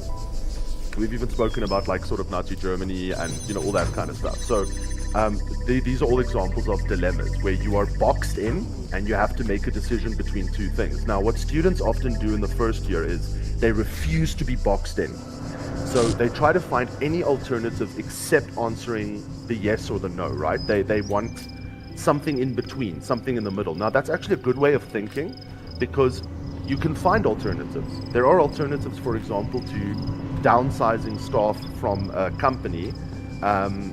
Like British Airways did this during the September 11th attacks when no one could fly at that point in time, and British Airways was in deep financial trouble. But they also knew that this was temporary, right? They knew that people are going to fly again, just not now, but they're going to run out of money by the time that people fly again. So instead of laying off people, which they could have done, which most other airlines did, they spoke to their employees and they said, okay, what if we reduce your restraint on trade?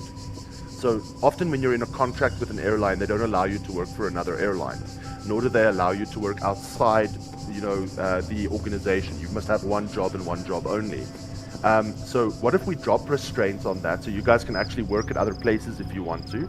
And then instead of laying people off, we just reduce the hours of all of our staff so that we can rotate our staff and we still allow you benefits. So that means we have less wages we need to pay over this time, and we're giving you options, to make income outside of the company. And as soon as things get better, right, we hire you all back full time. And they did that, and it actually worked very well. And they lost very small amount of their talent.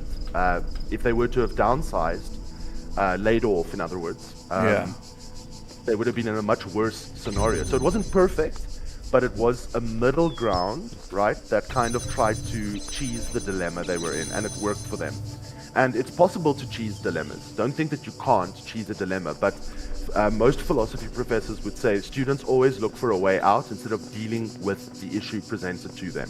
And so what a dilemma is trying to do is it's trying to force you to make a decision. It's trying to tell you, this is difficult, dude. This is tough shit that you're gonna have to think about what you're doing here. In this particular case. Flo, one last one, just sort of semi the road. You're driving with a very close friend in a car, right? You're not driving, they're driving. You're in the passenger seat. They're speeding in an urban area, and you're saying to them, listen, you're driving recklessly, you're speeding, so you're warning them, you're saying, please just slow down because, God forbid you hit someone in the road or whatever.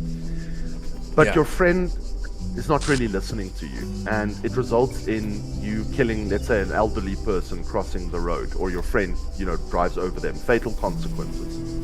Now, the cops come to you.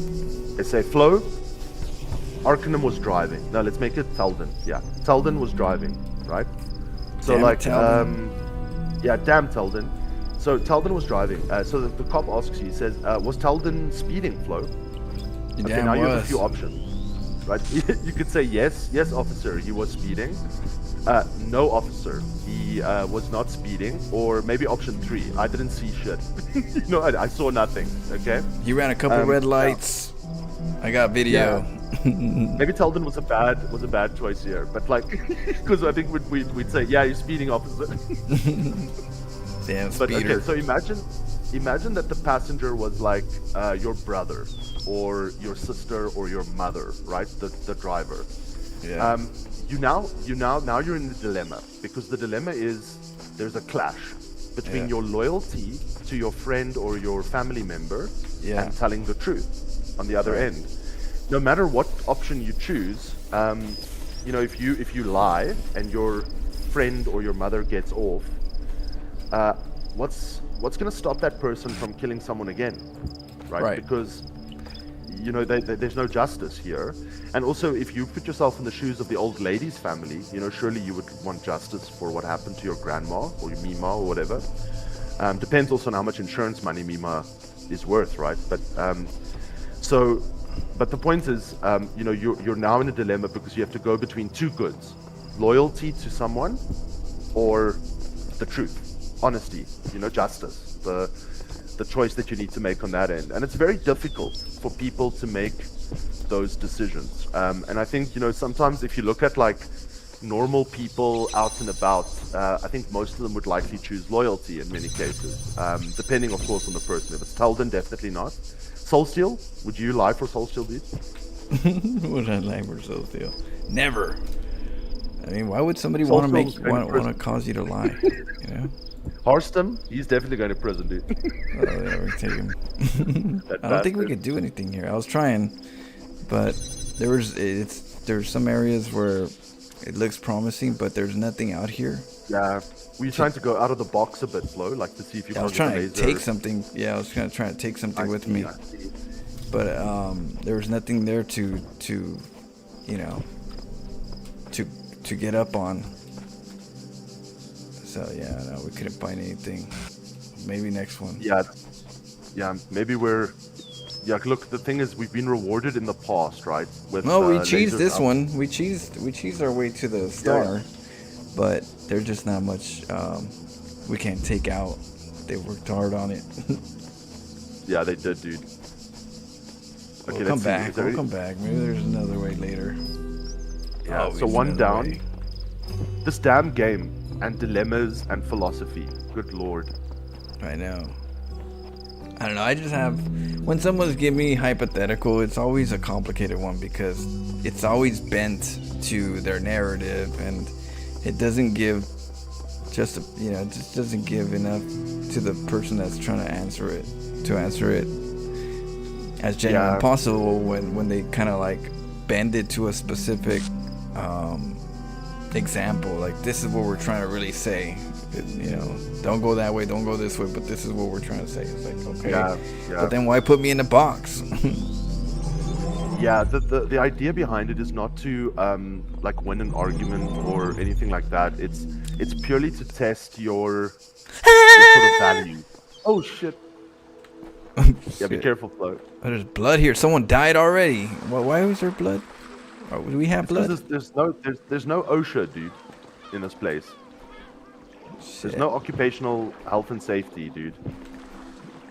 I just feel like sometimes hypotheticals bend what people would want to say because the information is not all given, and decisions need information. Especially some people need really good information to make good decisions.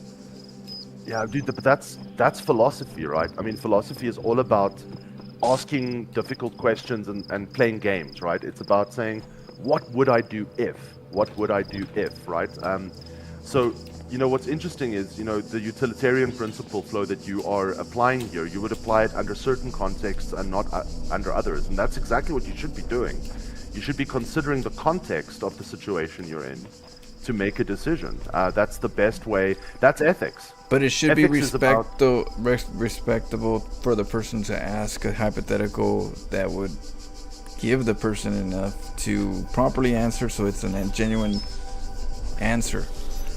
Because if not, you're getting kind of like misinformation. Because you're not getting the true answer. You're just getting an answer, and you're like, I'm good with that answer. You answered it, you know. But do you really?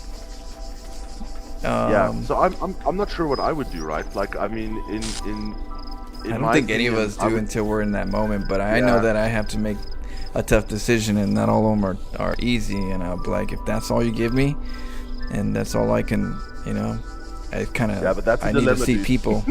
I need to see some people. I want to see if they're bad or good. And because what if the 10 were murderers? You know? Yeah, there was they one don't say. Who said, there was one student who said he would select the prisoners, right, based on how good looking they are. You know, people do that. What was it, Luigi? Yeah. What is it, Luigi? That Luigi guy? I guess the girls were like, "Oh, he's so handsome. He can't get him out of jail." It's like, damn. Yeah. You So are you horny. gonna save Dennis Hopper or Ricky Martin, dude? You know, like. Yeah.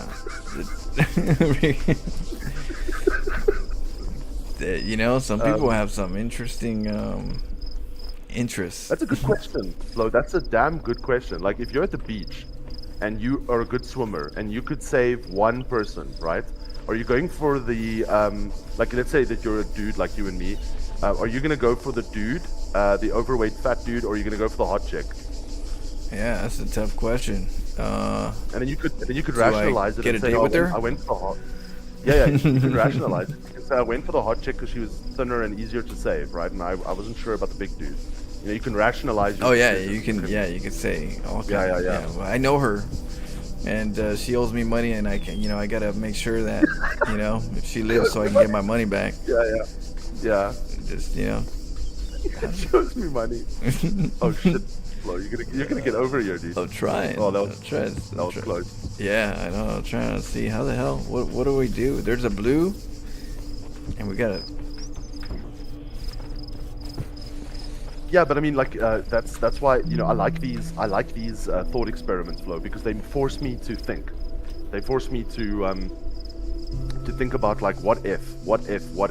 Right. And I think that it's good for the brain because you can actually gain experience that you would never have in real life by playing these games, right?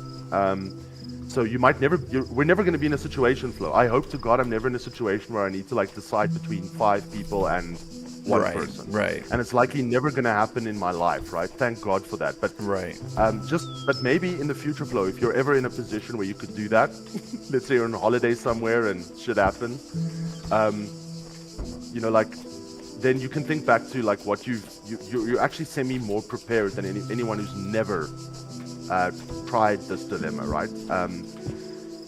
And I think that's the power of playing philosophical games. Now, of course, I just want to add one thing, and that is that there isn't only utilitarianism in ethics, right? Ethics is more than that. And ethics, that's also why ethics should not be confused with a law, because the law does not equal ethics. Ethics is very contextual. And the funny thing is, if you ask people, you say to them, are you pro-life or pro-choice? Are you pro-euthanasia or against euthanasia? Are you pro-marijuana or anti-marijuana? And then you'll have half the class stick up their hand for the pro and half the class sticking their hand up for the against. And what they don't realize is they've already failed in terms of ethics by doing that. Because ethics is not about whether you're pro something or against something. It's more about, are you pro or against something based on the context you're in, right? You need to consider the context. It's like, for example, am I pro marijuana to a dude that is let's say, abusing other drugs and also marijuana, or am I more pro marijuana to an old lady who uses it, for managing her terminal disease, right? Yeah. You're obviously going to be much more for the lady using it, for the terminal disease than someone abusing it. The context matters. Yeah. But if you walk in there, pro marijuana, you'll be like, no, everyone must use it, dude. I don't care. If it's the old lady, if it's the dude abusing it, so the point is, these people who are protesting pro and con, great, you've got a value, you're protesting it. In reality, the context will determine what is right and wrong, and that is what ethics is all about. And that's why that's where it differs from the law, because the law tells you don't do this thing. Like, if I give you another real world example, here in South Africa we have a lot of crime, and so we have a law. The law is, and you guys probably also have the same law in your country. What do you do when there's a red robot or a red traffic light? You need to stop, dude. Okay. Yeah. But now you're in a dodgy area, late at night. Your family's in the car, and it's one of those holiday robots, one of those holiday traffic lights, right? It's taking forever to turn green. Do you break the law? You look and you see it's safe to cross, in order to get out of the dodgy area? Or do you sit there for the full 4 minutes, waiting for the light to go green? So a lot of people in South Africa actually, when you're in a dodgy area that's hijack zone or whatever, they will make the decision to break the law to do something ethical in that context. And that small example demonstrates that the law and ethics is not the same thing. Right. And that they like to push narratives the other way. Oh shit. Yeah, that's why whenever I meet someone that's ideological, when they are like, this is my opinion, and it's always right because, I'm pro, the other thing is I also come across a lot of people who say, I am anti-abortion and I'm against people that are pro-abortion. God, dude, there is no person on the planet that is pro-abortion. There is pro-choice. Shoot. I want choice over my body, and then there's pro-life, right? Yeah. But if you think about pro-choice and pro-life, so if you're pro-life and you're in a situation where the doctor, and this happens with preeclampsia or things like that, the doctor says to the mother, you are going to die if you bring this baby to term, and the baby is also going to die, right? So in other words, you actually have only one choice here, because if you continue with the pregnancy, you're both dead, okay? Right. Versus, I'm a healthy woman, and I'm pregnant, and I can look after the child, right? Now, in both of those situations, are you pro-life or pro-choice? They're two very different situations, Flo. Yeah. But if you are one, at all costs, you're going to screw up at some point.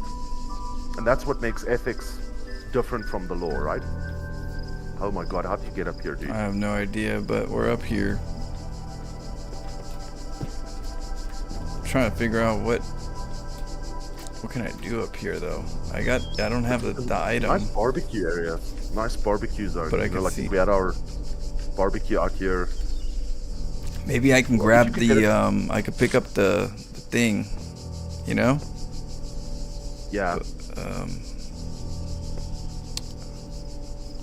It's hard to get up there. Oh. Yeah, because is there any laser that you have sight with here, Flo? Like a line of sight with I a do, receptacle or but I need to get the laser here. But the laser has to be up here. It has Can't to you be just carry it reachable. with you? Oh, I see. You have to put the block on the block there. Yeah. Yeah. I see. Unless I can grab it some other way, like if it's closer, I can grab it compared to, This damn game. First it gets us into deep philosophy, and then we're trying to get it onto a wall, dude. This game is trolling us. Yeah, because it's like that way I can grab it and go up there. Why? I just feel like why would they give me a way up there? I'm looking at why is that flush? I mean, I could just be overthinking it. So Flo, bringing it back to our discussion, block lives matter, dude, and so do laser lives, dude. So which one are you gonna choose? I know all of them. Oh shit, I overpassed it. Hold on, I think I got this. I'm trying to get the right distance. Yeah. Narrows. But yeah, some people, they put titles themselves, making them seem like they're the righteous. Oh yeah. Oh, now, okay. There we go. Grab this, right? Yeah, you must be careful of I think it's dangerous. Any extreme ideology is dangerous, no matter how well intentioned. You have to be very careful. You have to be very careful. Okay. I gotta figure out how we could utilize this. Oh, nice. Yeah, but you're so close, but the angle. But maybe with the angle I could just do it here, and then from there I could probably get a better angle. Yeah, that's. Look, there's a disruptor there, Flo, on the other side. Can you get to that disruptor? Which one? Yeah, I could. Yeah. Now I'm just thinking what else, Too bad I can't grab the block. Oh, I can jump there, but I can't take it. Yeah, it's like, yeah, I would have, you see, like so like even this game is hypothetical, because if I had some super glue with me, dude, I could just like super glue the one block to my hand. You know? Yeah. All right, let's get this out of here. Now let's see what we can do. We have the blue. Oh, this platform could be a useful flow. I wonder. Okay, I wonder. So now, is that two blues? There we go. I think it's one flow. No, it's two of them. Is it two of them? Yeah, it is two. But you could use the disruptor for the other one, right? Oh, that's right, huh? Let's see. Let me get a better angle. See, perfect. Oh, nice. Oh no, there's Damn another window. blue. There is another blue. Let's have this. Sorry, I'm a little bit behind you. Oh, I see. Okay, but now we've disrupted it open. Is it possible for us to attach to, like in other words, the laser, right? Attach it to both of the receptacles. I'm trying to see where's that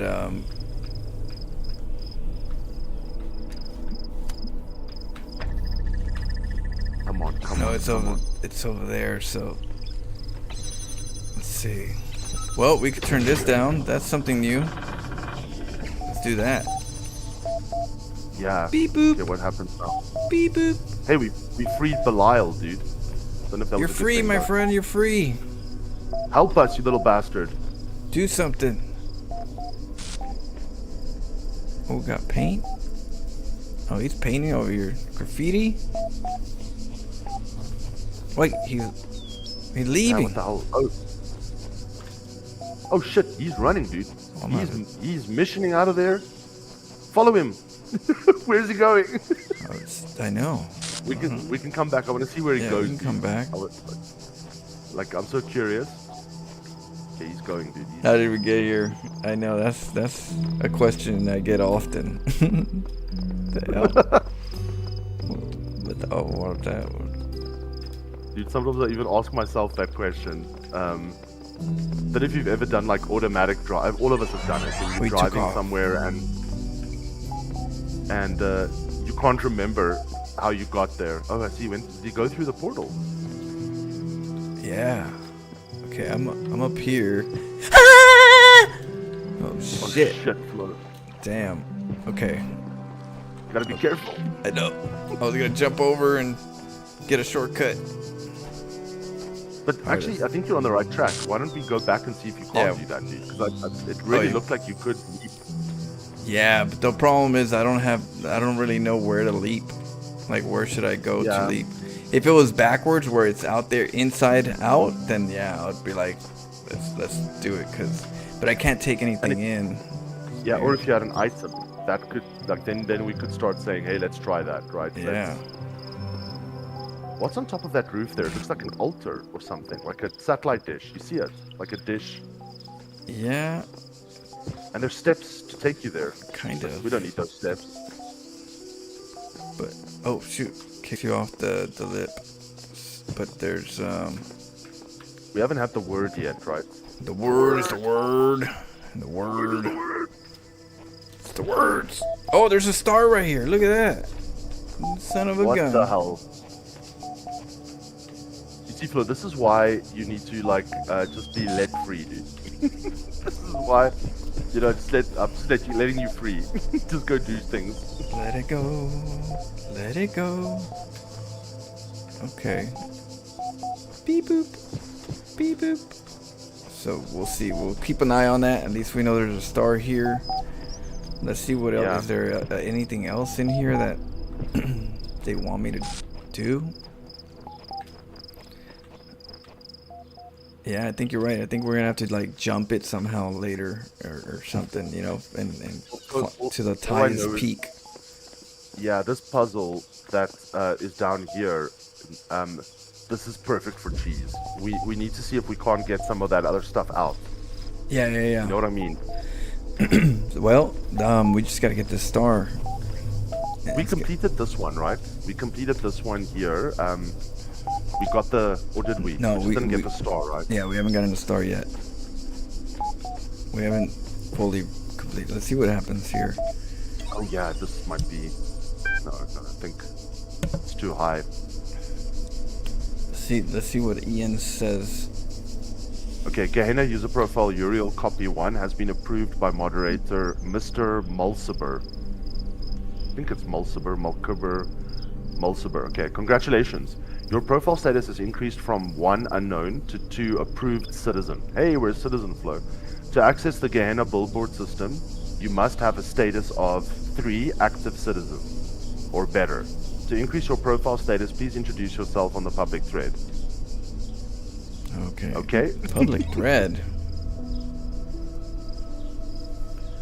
Okay. Okay, Uriel, read this now. Okay. Sorry, a profile status of 4 is required to access this thread, but your status is currently 3. Please come back later. So we actually did go up to 3. Okay. That's not bad. Okay. Sorry, I am a little bit behind you. What's this? Jefferson Goldboom. The Adventures of Jefferson Goldboom in the Ninth Dimension, episode 125. Mac 5. Hey folks, sorry it's taken so long for me to start releasing episodes again. You know how it is. Sometimes I just start feeling that there is no point, that it's all so hopeless, that we're just prisoners and nothing makes any sense. I lose my enthusiasm. But then I get your super kind private messages about how much the series means to you, and I remember that when I'm writing about Human World, it doesn't matter where I am, in the creative process of the imagination, as the humans called it. My mind is free. So these are robots creating things for robots, right? That's what I'm thinking. Okay, Kaiju 2. Wee! New episode, so excited. Lamb 3. So I guess the 3 is their clearance? Yeah, I don't know. So glad you're writing again. Keep it up. Nay 4, I have trouble keeping track of all the twists and turns sometimes, but I really do enjoy these very much. Lilith 7, glad to see Ginny HD is back. She really compliments Jefferson in a way that others at the Institute can't. I hope her time with Dr. Elyon hasn't changed her. 401 1. I can't tell if this is idiocy or genius. Please keep writing. Mr. Mulciber 8. Don't listen to 401. I love your ideas. You've captured more of the human spirit than my analyses ever will. Flo, this is so like a what do you call it? Like the comments under a video. You know what I mean? Yeah. Frankenstein 3. A lot of ellipses, but keeps a good pace. Sam, enjoyment equals true. Anticipation equals true. Disappointment equals false. Sam 1, it's like the basic version. Borg 9, your characters give us an ideal to aspire to. I know you consider them to be no more than adventurous, but I believe they have a deeper importance. Yeah, he's getting feedback, on his fan fiction. Yeah, it's kind of weird. So these are people that were programmed fully or scanned? It's weird. People are scanned or Yeah. Because last time what they said about the project is literally they got to the point where they just meshed up the concept of a human and then they made like a replica of that, right? Yeah, and put them all into the system, right? So are these all individual replicas, like Yeah, it's interesting. But it says that we can read episode 1 to 5. Do you wanna try it? See what it's about? Yeah, let's go. Hope it's good, dude. I hope We're so. We're looking forward to this. Suspense. The Adventures of Jefferson Goldblum in Human World, episode 125. Just as Jefferson, damn shiny green, just as Jefferson was about to fall into the mine pit, a hand grabbed his from above and pulled him up. It was Ginny HD. Ginny, he said, I thought you were dead. Oh, Jefferson, she said, I was imprisoned by the foul Dr. Elyon. Dr. Elyon? I thought he was dead. No, Jefferson, he escaped into the 9th dimension. The 9th dimension? There is no such place. Yes, there is, Jefferson. He said, you created it. I created it? She nodded. Jefferson adjusted his guitar, as he always did when deep in thought. Suddenly his face lit up with understanding. Of course, when I invented and played the 9th chord to defeat the wizard of crime, I must have set off a harmonic vibration that expanded the dimensional continuum. I created the 9th dimension. This made no sense whatsoever. This is like seeing two computers talking to each other, two automated systems. You know, you put out the phone on each and just, you know, let them talk.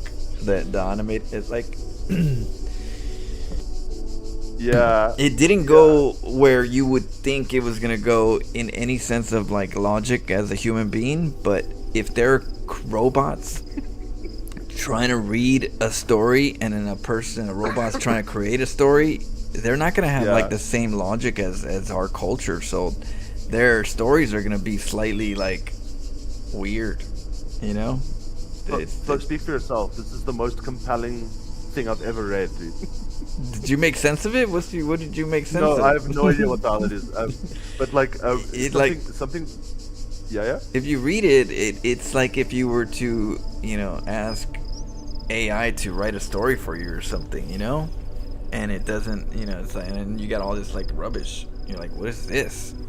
9th galaxy. And then, who's that? Oh, you did it. Oh yeah, of course I did. And then I also created 9th. It doesn't. But then I play the guitar whenever it had a lot of stuff, everywhere. But it was everywhere, and it didn't really have context fully on the whole. You know, it just was a bloody mess.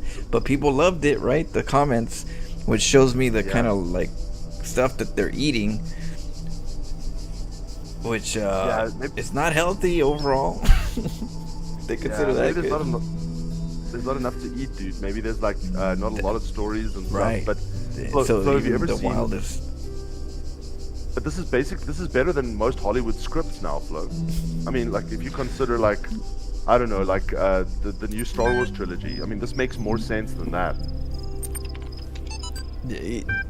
Yeah, I'd probably watch the movie versus that one. But Flo, have you ever seen? I laughed so much. There was like, you know, these telemarketers that phone you, right? Like, and they want to sell you shit, and they get your number somewhere.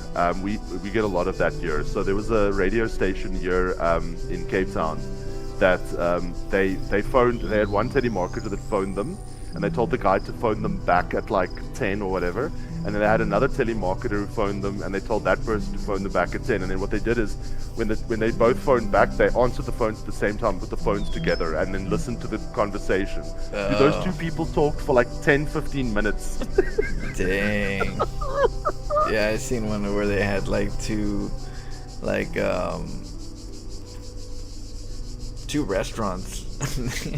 They're like, what do you want to order? What do you want? What do you want? What do you want? It's like, yeah. It's you want Chinese? No, I want. No, do you want pizza? Oh, no, it's even worse if they had Chinese. a bad accent, because then they both are trying to understand each other, and then they're both trying to order, and then that'd be horrible. Oh, that's so funny. Horrible environments. Oh man. Okay. Is there more to the story? Okay, must be. This is chapter, episode 125. We're gonna go back more into the in-depth movie that we're gonna, you know, watch. Yeah. It's the best script I've read, Flo, in a long time. Ever. You know, Hollywood's actually like coming back, dude. You know. It's coming back with a vengeance. Digital. I hear a lot of people are upset about the new Harry Potter reboot, Flo, the series. People aren't happy. I don't know. I'm not a huge Harry Potter fan, so I'm not quite sure what all the fuss is about. But I just think they're remaking remakes too much now, dude. Well, yeah, I feel like they're beating up, you know, on something. I don't know. They're just milking it. When in reality, it's really hard to get a character, love them for most of your life, and then they go, "Oh, we're gonna change the character. It's not gonna be that person." It's like, huh? What if? Why don't we? Why do we need to keep like changing the versions? You know, it's like why do we keep messing?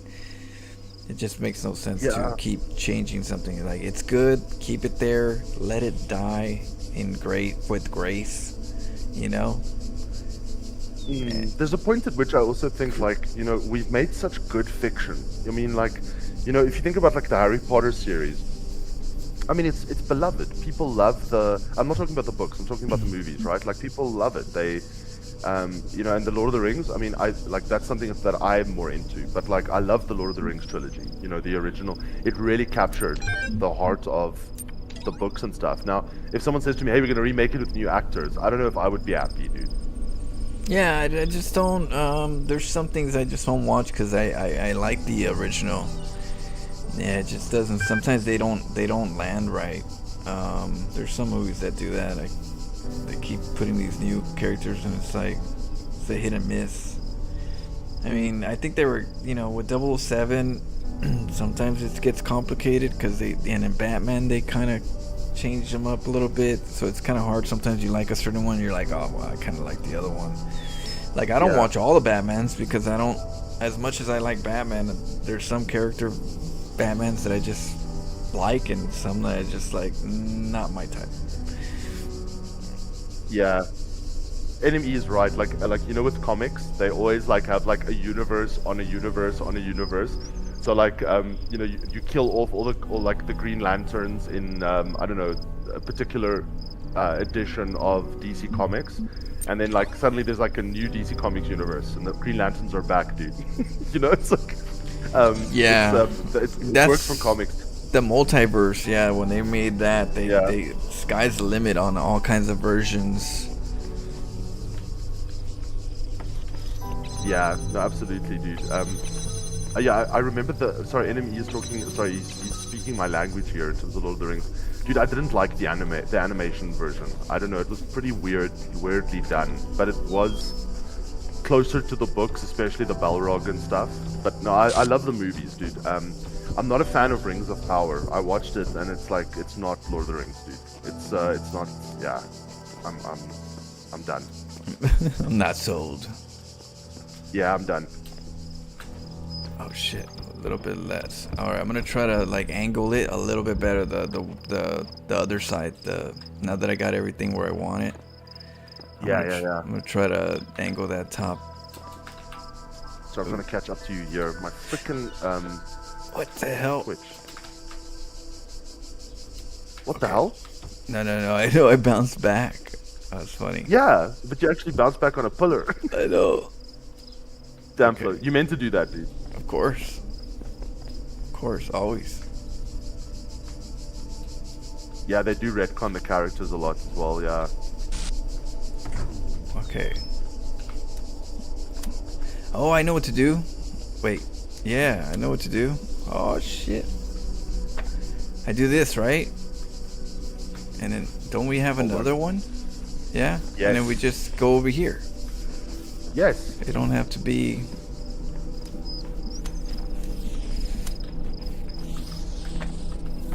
And then we use the box to make it a little higher. Yeah, I'm literally just saying yes. Yep. Because I know Flo's cooking, and I'm gonna let him cook here, There we dude. go. Boom, boom, ba-da, boom. Bam. Oh, Flo, genius.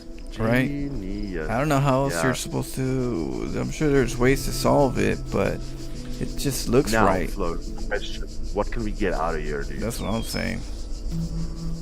Star, baby! We got the star! Yeah. I know. GG, How do dude. we... Let's see. I know. Yeah, Let's see we what can't leave this precious shit behind, dude. We need to take at least our comfort me the block stuff. with us, dude. It's the balls! Let's see here. Yeah, the whole adamantium skeleton thing. Yeah, I know, enemy. It's.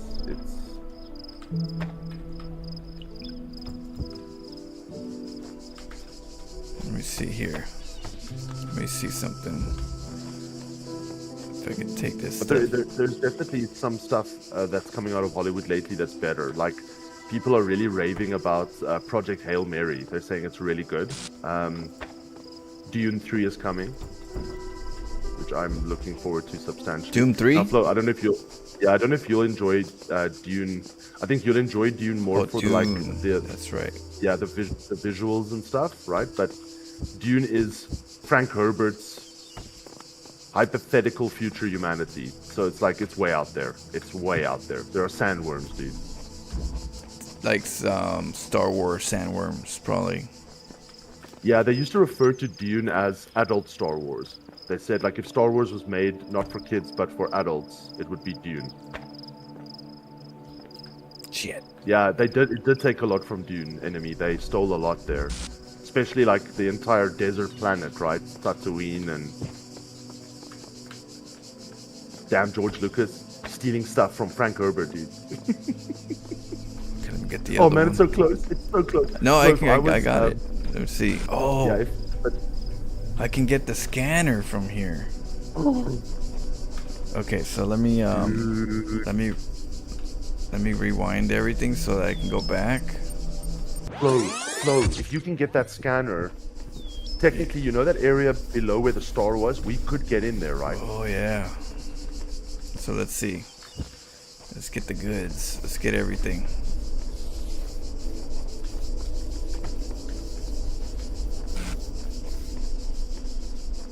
Get my get the scanner. Yeah, I just want to, like, sorry, Flo, I'm while you're busy, I'm thinking about you now, but like, Enemy, I think, I don't know if you've read all the books and stuff, all the ones at least up until Dune 3, but it's quite interesting. Like, I don't know how people are going to react to the third movie, because if you've read the books, Enemy, you'll know what happens, right? So, yeah, it's going to be interesting to see how people react to the third movie. They don't know what they're gonna get. It's gonna be very interesting. Jedi. Okay. Yeah, like Dune, Flo, the last Dune movie. I think it's based on. I can't remember the book name now, but it's one of the books just after the first Dune. It's got a hectic anti-war message, like major. It's gonna be very interesting to see how people react to it. Yeah, Flo, you're taking all this stuff with? Some. Party time, man. I'm gonna take. You get a laser. You get a laser. You get a laser. Lasers. There's lasers everywhere. Okay. Yeah, we're gonna get up there and we're gonna take all this stuff. Question is, what do we do with it? You know, we'll find out. Sorry, I'm just reading Enemy here. He says, yeah, Shit. Dune is super political, talking about absolute power and stuff, ancient religion used to control populations, oppressed societies, man becoming a god emperor. Star Wars politics was like, protect the trade caravan. Yeah, it's so true. Oh man. Okay. Yeah, Dune is hectic, dude. Dune is very hectic. Doo-doo-doo-doo-doo. Hey, Duncan Idaho didn't return it. It's a Gola, dude. It's a Gola. They cloned him and they programmed his ass. Let's get one more. Oh yeah, I gotta go up there and put it. Hey, we were able to get two scanners and a. This is like, it's pay dirt, my man. It's pay dirt. That's right. And then we can go up we can go up places like we got cliffs and stuff, right? Flo, I think we may have finished Gehenna, dude, at this rate. So there we go. We got two scanners and a. All right, so now where do we go? Where's the next thing? Let's take this stuff somewhere. Where's the next level that we're gonna? So Flo, maybe we should already, like, I'm just thinking, you know, like whenever you're in the field, they say go to the highest spot and look around. Yeah, we're gonna go up this top, right? Wait, can we go higher? Yeah. Take me higher. And the word is the word and the word. Hey, you can get behind that, Flo. Go up, go up. Yeah, Climb it. There's no word but the word. And the word is the word, Flo. The word is the word. Yeah, man, you can do this. You're like a champion gymnast in high school, dude. Jump it. Yeah, except Oh, that man. I'm scared of heights, looks- you know? Okay, so where's... Have we done this one? Yeah, we did this one, right? Yes. Yeah. Yes, Okay. we did. Yeah. Okay.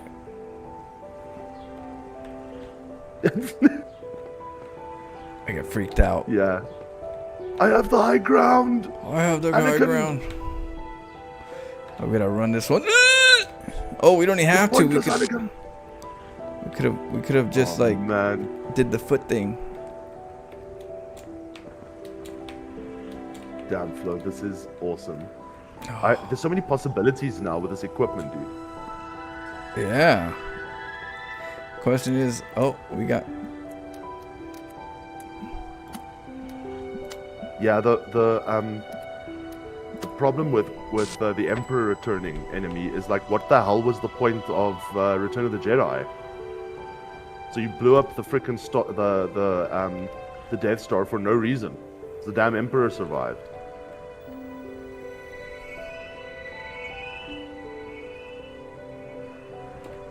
Oh my goodness. Unlimited power. The pressure. Okay. Flo, are you a Star Wars fan, Flo? Like original series fan, or? Yeah. I watched all the Star Wars. Loved them. Yeah. I love Did we the do series. this one? Yeah, that's the one we just did. Okay. Yeah. That's the where one we're with at. the star that was. Yeah. So in other words, but they're islands, Flo. There are things all over the place. There's one right here. Yeah, there's one right here that I'm like eyeing. Shall we go and visit these places and see? Because maybe Yeah. if we go in, we I know just- what we have out here. I just want to first get like an angle to some, to Yeah. like a pivot point where I can grab. Well, for the You know. disruptor would be very useful here. You know, See, like there's- for those barriers. Yeah. Oh yeah, definitely. And then right here, these. Look, I can. Let's do that. Let's Oh. put that there. Right. I don't know about that one, but if we put that here. Yeah, that would work, dude.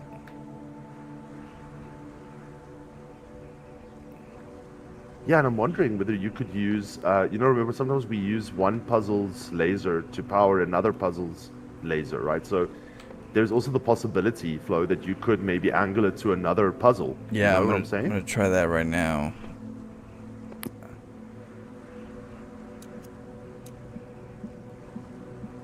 Oh man, there's some real connections happening here. Or I can connect it from way up there to down here. I can go over there and find out which ones are active. You get me? I'm with you, dude. Well, Flo, I'm certainly not against you, man. Okay, let's put this here.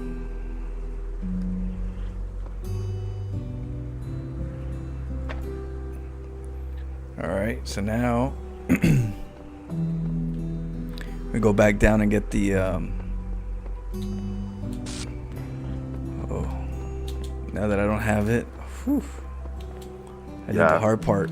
It's hard when you're like, okay. That's so interesting.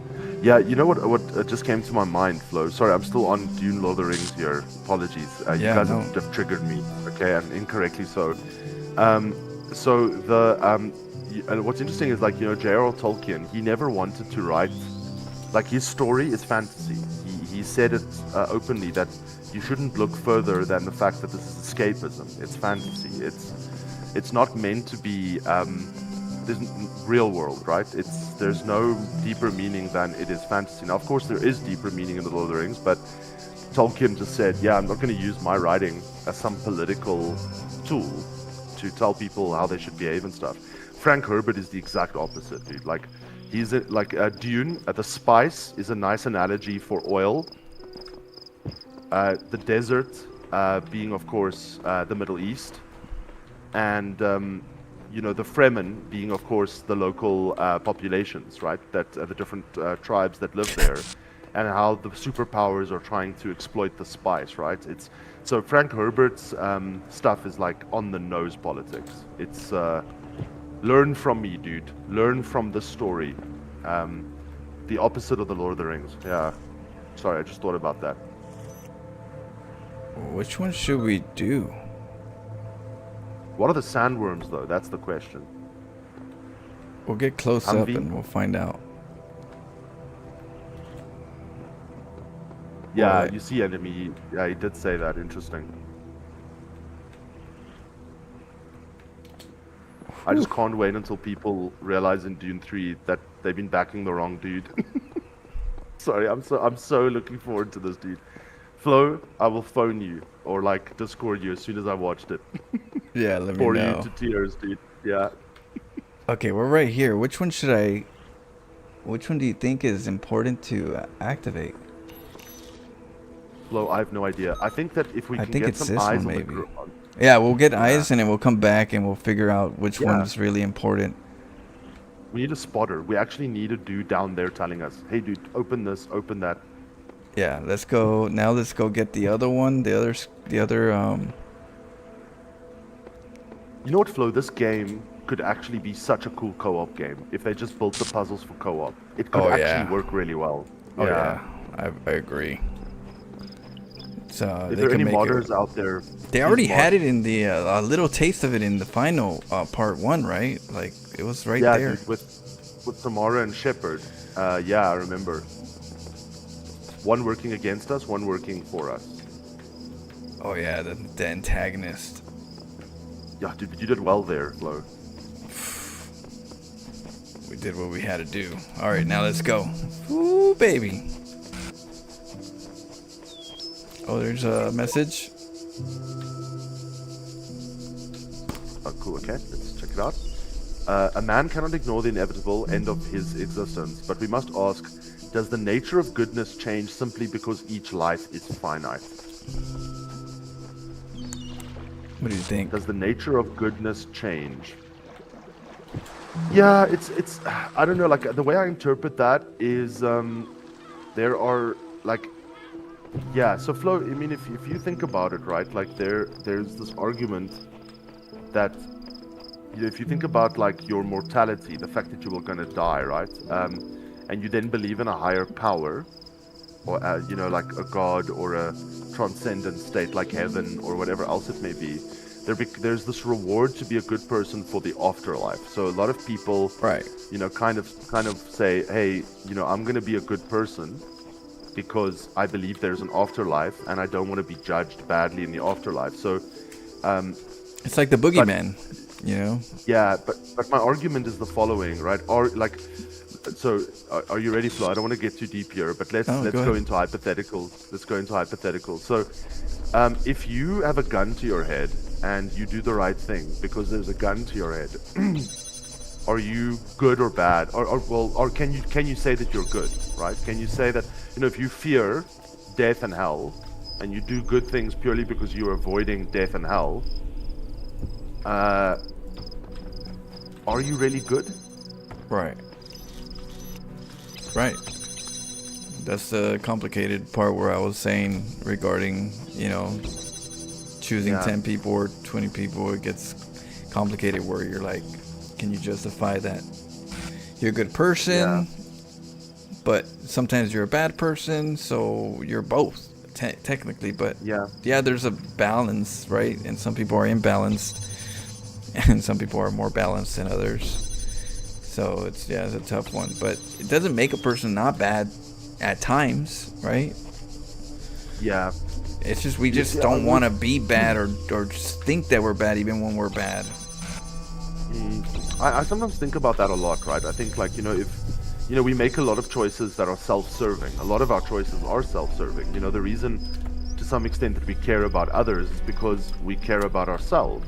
So if we don't care about others, you know, you might end up in a situation where you might need others and they will not be there for you, you know, or maybe even worse, people get upset with you and they kill you, right?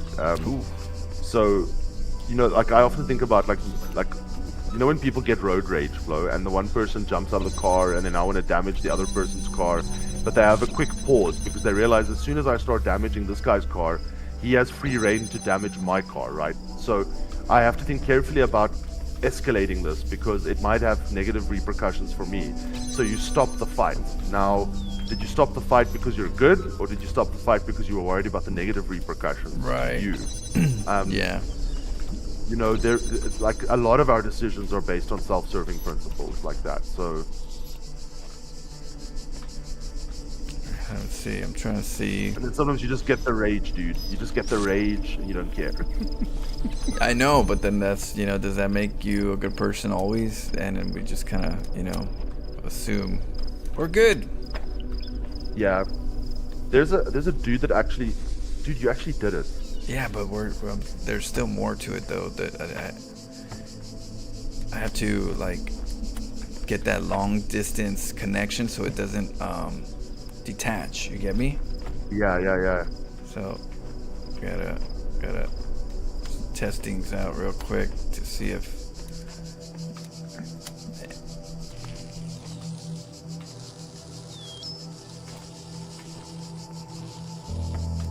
Okay. Damn window. Nope. Yeah, we need to get that back. Yeah, right. We need to get it in here. I believe you will find a good angle, Flo. Come on, Yeah. clip through. Come Clip on. through. Come on. Come on. Ah, damn. I know, that's pretty far. Yeah, you're literally like cutting your ass in half here, dude. I know. Wait, I have the, here, let me get that shit in here. Well, yeah. Wait, can I get back in though? Yeah, of course. Yeah, I can get back in. Yeah, you can just jump. Yeah, I you can just jump the blue. So, then we go over here, right? Oh, but it's off a little bit. I want to go up there. Yeah. To do the switch. Maybe I have to do it after, but then let me see. I think I could do it first, but then I need to go up with one. There. That's a tough one. I was gonna go up there and then put. I see what you're. Yeah. But there's another process that I had to do it, and it has to do with the So, fan. So I think. Question. So, yeah. Go ahead. Oh, go ahead. No, you're fine. Go ahead. I just want to ask, like, isn't this the one where you got onto that little platform, right? To be able to open the blue. Would that platform not be in line of sight? Maybe. I mean, I could still use another color. This is just, extra. Testing. Yeah, this testing just as well, this is just extra in regards to like if we need a red, we can come back to it Well, and decide how we're gonna want to do it. But all I know is we have a disruptor, dude. yes, we do. Let's go. And we got reds. Look at that. Yeah, let's go. So we go check out that other. Yeah, I'm very curious. It had water, so I think I have saw to that. jump up. Because what if we did all this and then we go into the water and we die? Yeah. I love that sound effect. Just, Gone. that's it. Just Yeah. fried. You go out with a bang. I don't know if we're waterproof, I mean, we should be waterproof in a digital environment. You would think, right? I was reading a poem the other day. I don't know if you've ever read the poem Invictus. No. It's your poem, dude. It was written for you. Oh shit. It's not in a romantic way, just like in terms of like the soul. It's dude. I'll see if I can find it quickly. Hold on. Invictus. It's not a long poem. It's not like a Robert Browning poem that's like freaking 40 pages. I got blue over here. So I got Give me the blue phone, and I got red, depending. But we'll find out. Yeah, so Flo, this is it was written by William Ernest Henley, and the poem, like it's so you, dude. It says here, out of the night that covers me, black as the pit from pole to pole, I thank whatever gods may be, for my unconquerable soul. In the fell clutch of circumstance, I have not winced nor cried aloud. Under the bludgeonings of chance, my head is bloody, but unbowed. Beyond this place of wrath and tears looms but the horror of the shade, and yet the menace of the years finds and shall find me unafraid. It matters not how straight the gate, how charged with punishments the scroll. I am the master of my fate. I am the captain of my soul. That's right. Yeah, that's cheese, dude. That whole poem is cheese. Okay, so now we have this right here. Which, What the hell, Flo? I know, it's like... And we have red. We have red as well. We have red. So that's good. And we have things to mess with, but we can't get it out of the blue, right? The purple. The purple. Yeah, the purple. So yeah, the we're purple gonna- nurple. I connected it, and hopefully we can spot it somehow. But we're almost there. We're almost on the other side. Yeah, we're getting it. Because I don't want to, that might be a reason. Look at this. You can't say I'm going to not drown here. Maybe I don't, but it erases everything if we take the risk. Yeah, but Flo, you can't die from jumping, right? Remember, No, you're a robot. So but water, you could though. just leap. Yeah, water will kill you, but you could jump down like Yeah, I could- here, right? Yeah, we could jump now. I'm just seeing, is there a particular one that I need to, I guess let's get a better angle and we could just redo. Could you jump on top of that gate? I'm just thinking. Do you think it's possible? Oh shit. Oh. That's a good question. Maybe we could, next time we'll try, we'll leap. Yeah. Let's try from right here how high we can. I'm not fading, dude, but I need to probably get into bed soon to be useful tomorrow. But Okay, like, let's check it out. I'm just curious about this place. I just want to see. And there was writing outside as well, dude. I'm just saying. Okay, there's a fan zone. Let's connect them. They're giving us a lot of shit here, huh? We have red. There goes red. Oh yeah, and we already activated one scan. Shit, that shit almost got me. Sorry, dude. I heard you, and then I saw what happened afterwards. Because I'm gonna lag. Oh, that's funny. Yeah, it came out of nowhere. This little thing. Okay. Bastard. I'm gonna put a block first here so we can think real quick, and look around before that food just blows me up. I've got a feeling that you're likely going to just finish this with a disruptor, 2 disruptors. We could, right? Yeah, and it's actually opening it up already, Flo. So you could actually just like mission in one, disrupt, and then disrupt from afar. Done. Yeah, where's the red though?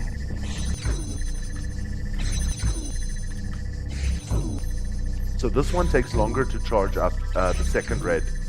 So we might need to.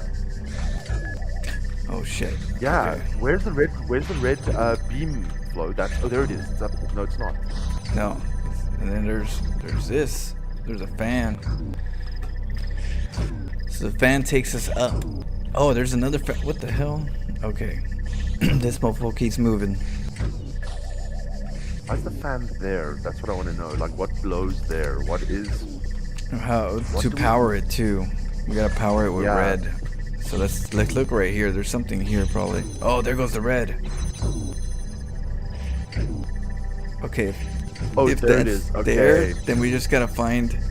Oh, there goes these. Okay. Yeah, Flo, I think we could solve this one, dude. Let's see. Yeah, I think so. I just gotta watch out with that one right there. And we just gotta power the top part. Yeah. Let me stock this. Too. Make sure I stop his ass by his Drop that tracks. bastard. Yeah. Damn. That thing's looking for you, bro. Yeah, he it's got searching, pissed. You dude. saw that? I saw it, dude. It's like it knows. Okay. Put that there.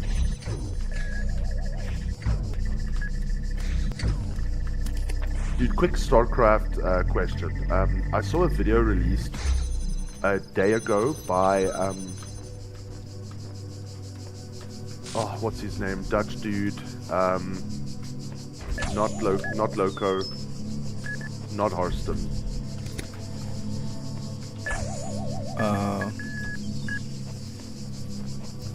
What's his name, dude? The guy with the shaved hair, glasses. Thermal? Thermal, yeah. Euthermal claims that he has never finished the campaign of StarCraft 2. So he's playing it now for the first time. Really? I don't know if I Okay. believe that, dude. You could kind of believe it, but it depends. As a professional, it's kind of hard to believe.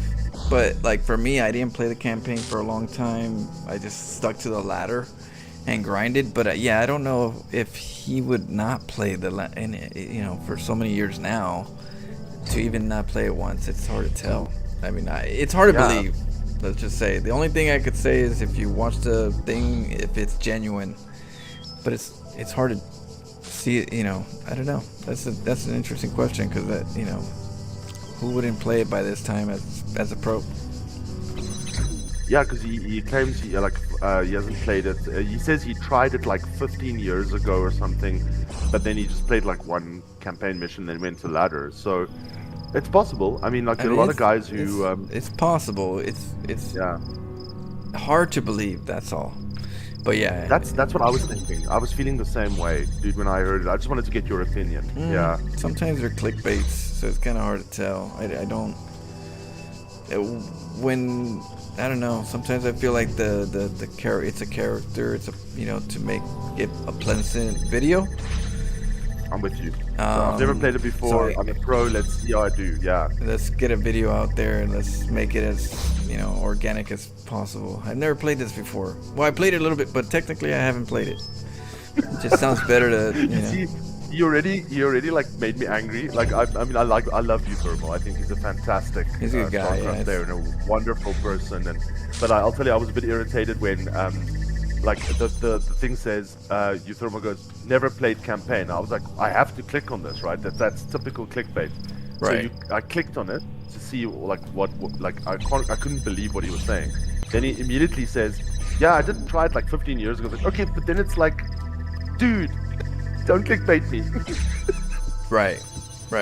Yeah. And it's hard you to tell. Did try sometimes. it, like yeah. You It's hard to did. It's not like you never tried it, but yeah. Exactly. It's hard to tell sometimes for the clickbaits. I wish it wasn't for that, but some people they gravitate to that as that. I gotta do it. I gotta be a sellout, and to each their own. But yeah, The thing, I'm not drawn to sellout kind of like material. the thing that kind of made me think he might be telling the truth was he was surprised by how good the AI was, right? In terms of the campaign, because in the campaign the AI would shoot at your medics first, right, on hard, and it'll prioritize certain targets. And he was saying he at one point was surprised. He said he wonders why the versus AI isn't as good as the campaign AI. So that was the one thing that I was like, okay, maybe he hasn't played this. But Kind of hard though for somebody that's really good at playing AI, cheater AIs, But I just feel like it's just one of those things that you tend to talk about when you're doing something that you're not normally doing, like a taste test. You usually take a taste test of a burger, but then now you're talking about it, so now you got I didn't notice the crunch of the onions of this, and it tastes really mixed in with the, when you so I feel like that's what he's doing in a sense. It's like he's reaching into his inner, let's commentate everything we can think of, and he sees something there where he can talk about that's not usually normal. So he didn't catch it, but because he sees it, he's catching it. But for someone that plays cheater AI, he knows the AI more than a lot of people. So to be surprised on any regards of an AI is surprising, because he's really good at killing AI, cheater AIs. He knows. That's actually suspicious. He studies the AI a lot. Interesting, Flo. Okay, you know a lot more about this than me. Like you can see through the veil here. I didn't know I could cry before I close my onions. Yeah, those damn onions. Yeah, I know. I'm trying to get up here. What is here? I'm not crying, man. Onions. Now that we're here, we know what we think. I think I know what I need to disrupt. Which I don't even know what I disrupted in the first place. Yeah. Right. This gate. That gate. Oh, that gate after the switch, Flo. I disrupted this. Okay. Oh, the cannon. Yeah. Yeah, but you could guide the ball here, right? I No, could. but the ball. Yeah, Now, you could if you put the box there and you just guide the ball there. Yeah. Yeah, I could. Let me take. Yeah, exactly. I'll just guide the ball over there. Let's see if. But Yeah, because then you free up 2 disruptors and we're done. But does Hey, you the bastard, come back. ball get floated and thrown up? Right? Like does the fan goes Yeah. up and it throws them up, and then the fan goes this way. And then, Yes, blow. But is there any fan that blows up? No, there's only a fan that blows sideways. well, there's this fan right here that goes up, and then we have this fan up here. So we might have to have it kill that. And so we need to put this. Oh, we need to get the box. Yes. And this, for now, needs to be here, just so that we don't. Yeah. So I'm gonna turn this. I'm gonna put the fan.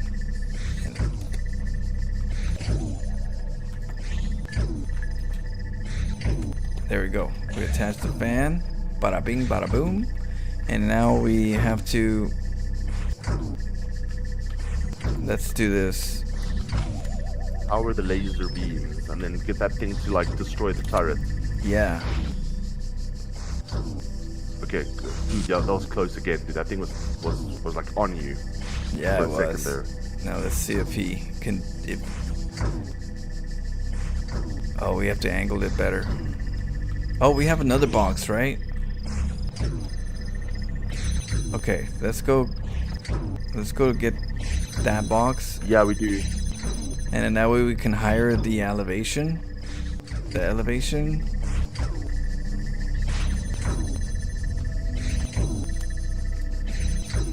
Yeah, just be careful, Flo. That thing's around here somewhere. Yeah, I got. I'm getting worried for you, man. I know.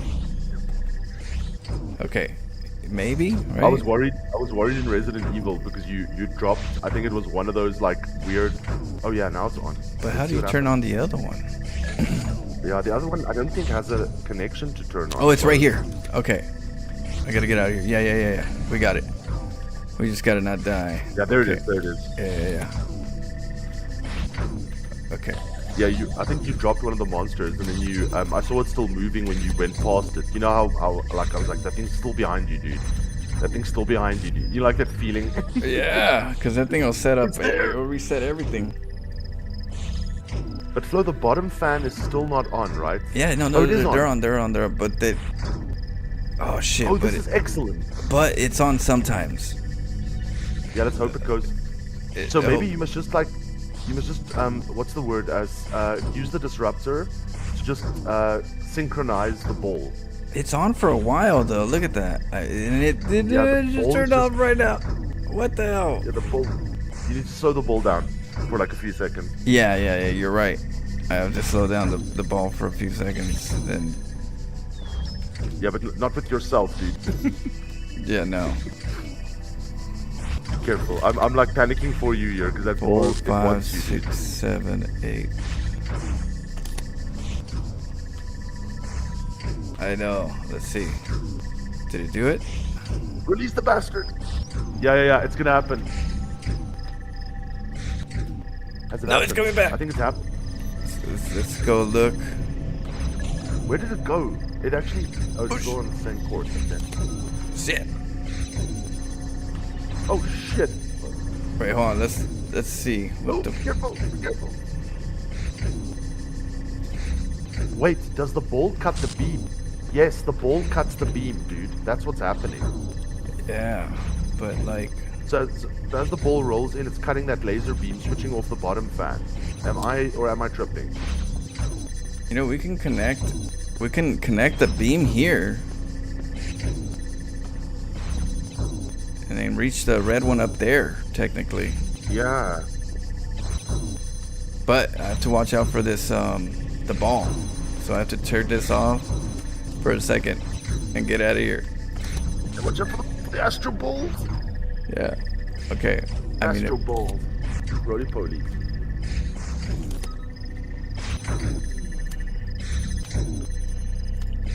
Yeah, you could technically like no,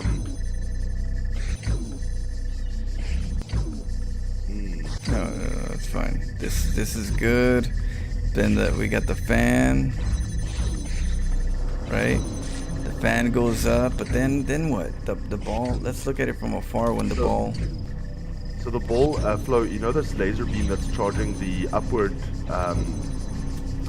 it's disrupting that laser when it rolls through here, I think.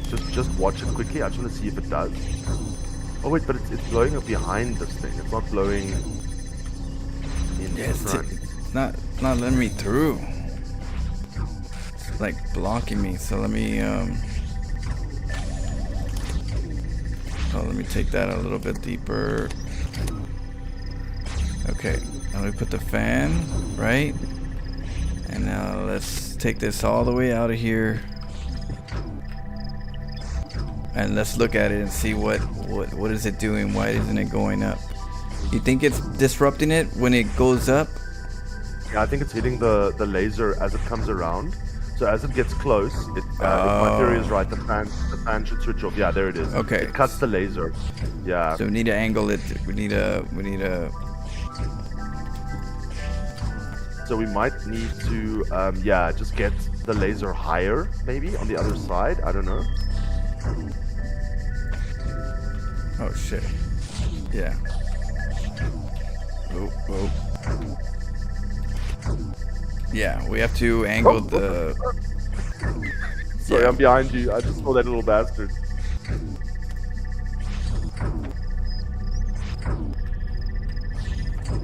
Trying to get up here. Oh. I think we're gonna have to relocate that one real quick. Yeah. And I'm just trying to think if there's another way. So maybe Flo, if the ball gets, yeah, that could work. You could technically use one of the blocks to block the ball just after it's through the laser, right? To wait for the fan to power up, then release the block and let it go up, right? let me see. Yeah. Maybe we just move the block a little bit more. Yeah, so what I'm thinking is if you've got the laser on this side that's charging that thing, this ball's gonna disrupt that laser when it comes around the corner. Oh. So just follow the ball with the disruptor until it gets through the laser. Oh wait. Yeah, it's disrupting it again. No. Follow. This time it didn't disrupt it yet, but maybe if we like angle it a little to the left. Yeah. So Flo, I've got a theory. Cause look, it's like right on the side of it. Oh shit. Let's time it better. Okay. Yeah, I've got a theory. So let the ball go and then go through to where the fan is. That's blowing up. And then I'm gonna show you what you do there on that side. So I think what you need to do is you need to disrupt the ball after the ball has crossed the laser, and then release it when it powers up again. You with There it me? goes. There it goes. Yeah, There it yeah. goes. That's it. Okay, let it go. Yeah. Perfect. Okay. Now. Oh, little bastard! Yeah. Now we gotta turn what? it off. Now we gotta turn off the. They have to shoot each other. So we have to Yeah. go back to the top, up there. Oh shit, we're gonna have to hike. Wait, how do you? Shit. Yeah, we might need to. Let's go up here. Let's go up top. Yeah, let's not tempt fate here with a word, dude. The word is the word. Can we though? Let's see. Let's go up here. Yeah, I think we could. Bastards make us Alice, climb. Are you going for no, stars or just casual solution? there's Usual, nothing casual about just usual solution. No, we're like more of explorers. We explore the boundaries of this Yeah. game. I was gonna say, Alice. I mean, like we're trying our best here to Flo is. He's not even trying his best. He's just like himself here. He's already we've already cheesed the crap out of this puzzle. Yeah, We already cheesed it. We're still These cheesing lasers it. off the bridge. No way this was normal. Oh yeah, look at this. I mean, there's freaking Christmas lights up here, dude. Yeah, There's no way this is like done according to like meta, dude. Yeah, look at that. We got lasers everywhere. But at least I got a better idea of what to do, though. Like what I want to do. I need to angle the thing better. I don't have to use that other side either. I don't have to use the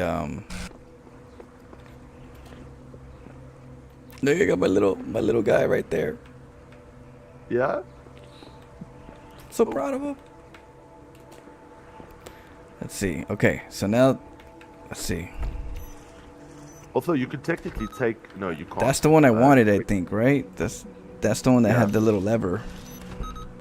And then we could That's take it. this. we don't need it over here. We can get a better angle.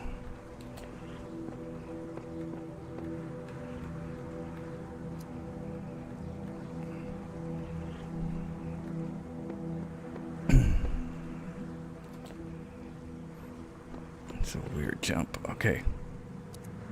Woo, sweaty palms. Yeah, Alice, we're using the puzzles to power other puzzles in the game right now. So we're not even using the outside elements for the star right now. We're literally trying to jumpo this entire puzzle here by using the other puzzle, dude. It's insane. Let's see. And this all came from, hey, what can we get out of here? Yeah. So we got this. Now we're gonna go back.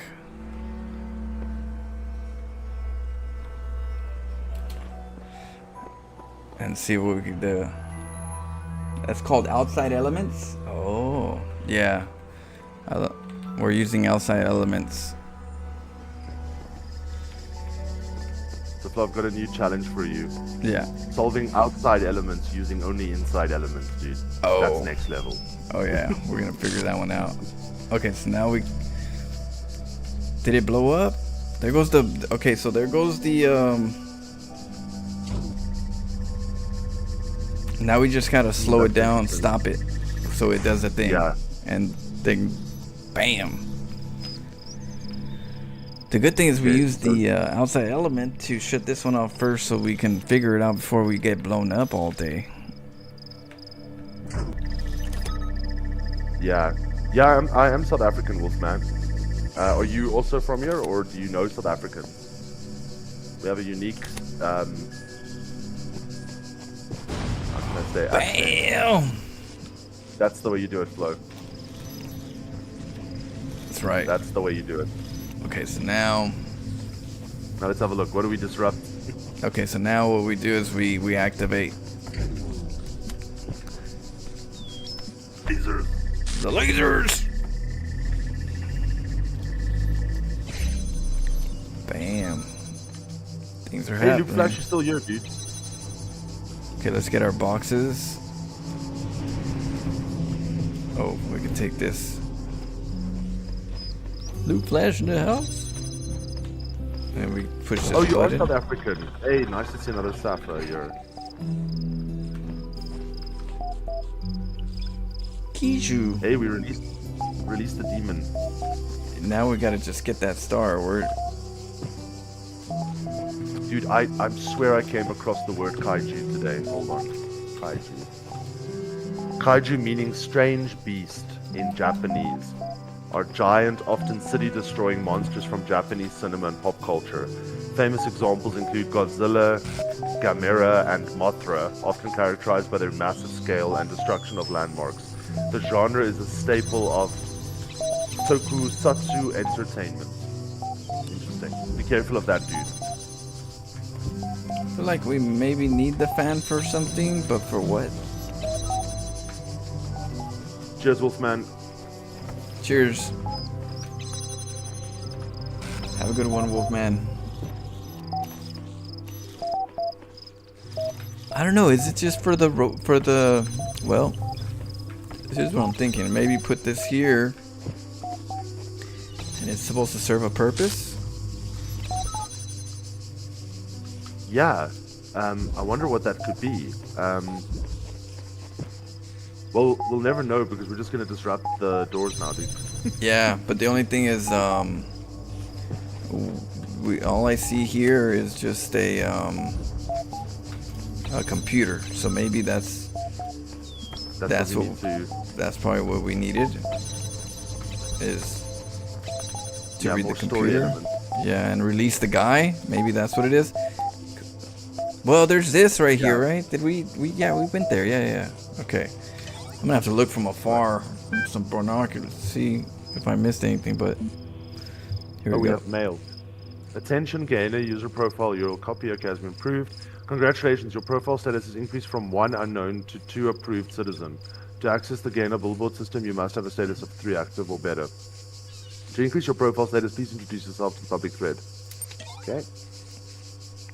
We did that already, sounds right? We similar- did some of these. Oh, okay. Yeah.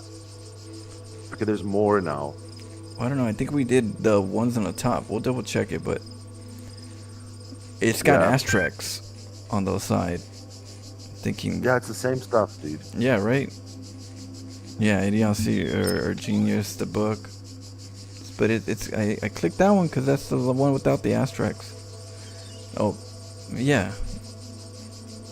Okay.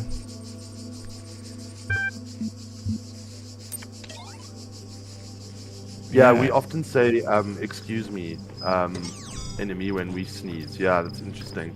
We don't, remember we're also a British colony, not just Dutch.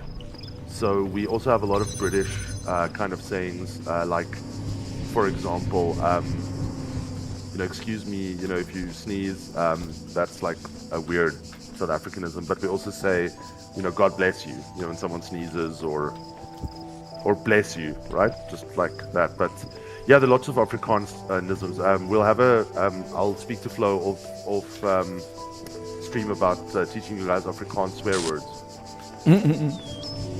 The swears.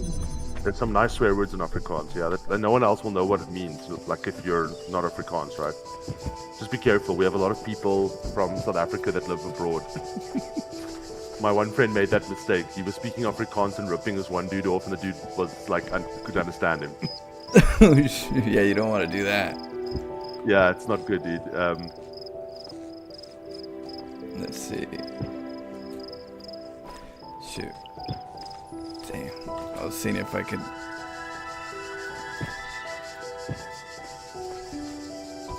Yeah, there's another weird thing in our language. When someone gets hurts themselves, like let's say you fall down some stairs or you drop down. Like a person that comes to help you will always say, "I'm so sorry." They've done nothing wrong, but they're just like, "I'm so sorry," and help you up. And I'm so sorry.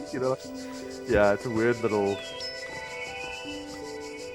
phenomenon.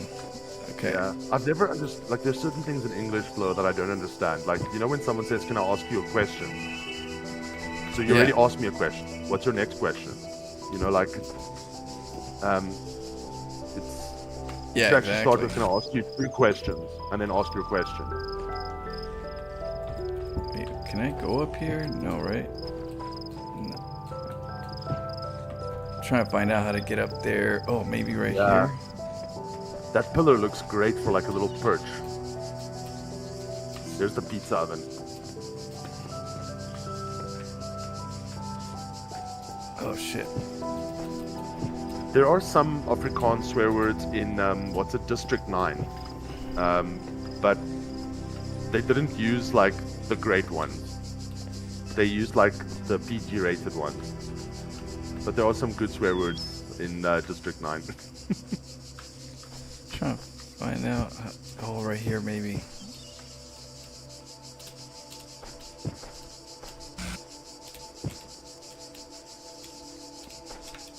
Yeah, maybe from there. But then I have to get up there. Yeah, the fake politeness. Yeah. Okay. So, Flo, have you ever had that where an old lady says to you, "Bless your heart, dearie," but what she actually means is you're stupid. Oh, really? That's Yeah, bless your heart. You know, like if someone like fails at a, someone does something really dumb, they're like, oh, bless your heart. You know? yeah, I get it now. I didn't know that's what they meant though. That's rude. Yeah. Okay, I so I'm once trying. met a guy who was Go ahead. ripping off his own. It was a guy who was ripping off his own company's employees because he claims they're like really stupid, and he just says whenever they make comments that are like really dumb, he just says, just remember we're all good South African citizens. That's his way of saying We're all dumb. just like Don't yeah, worry. they're dumb, they're very dumb, but like remember they're South African citizens, you know. Oh yeah, yeah. Oh, let me see. I don't know. I'm trying to get this through. Yeah, can I just say oh, I love it. I know, but Oh man, Flo, this is so close.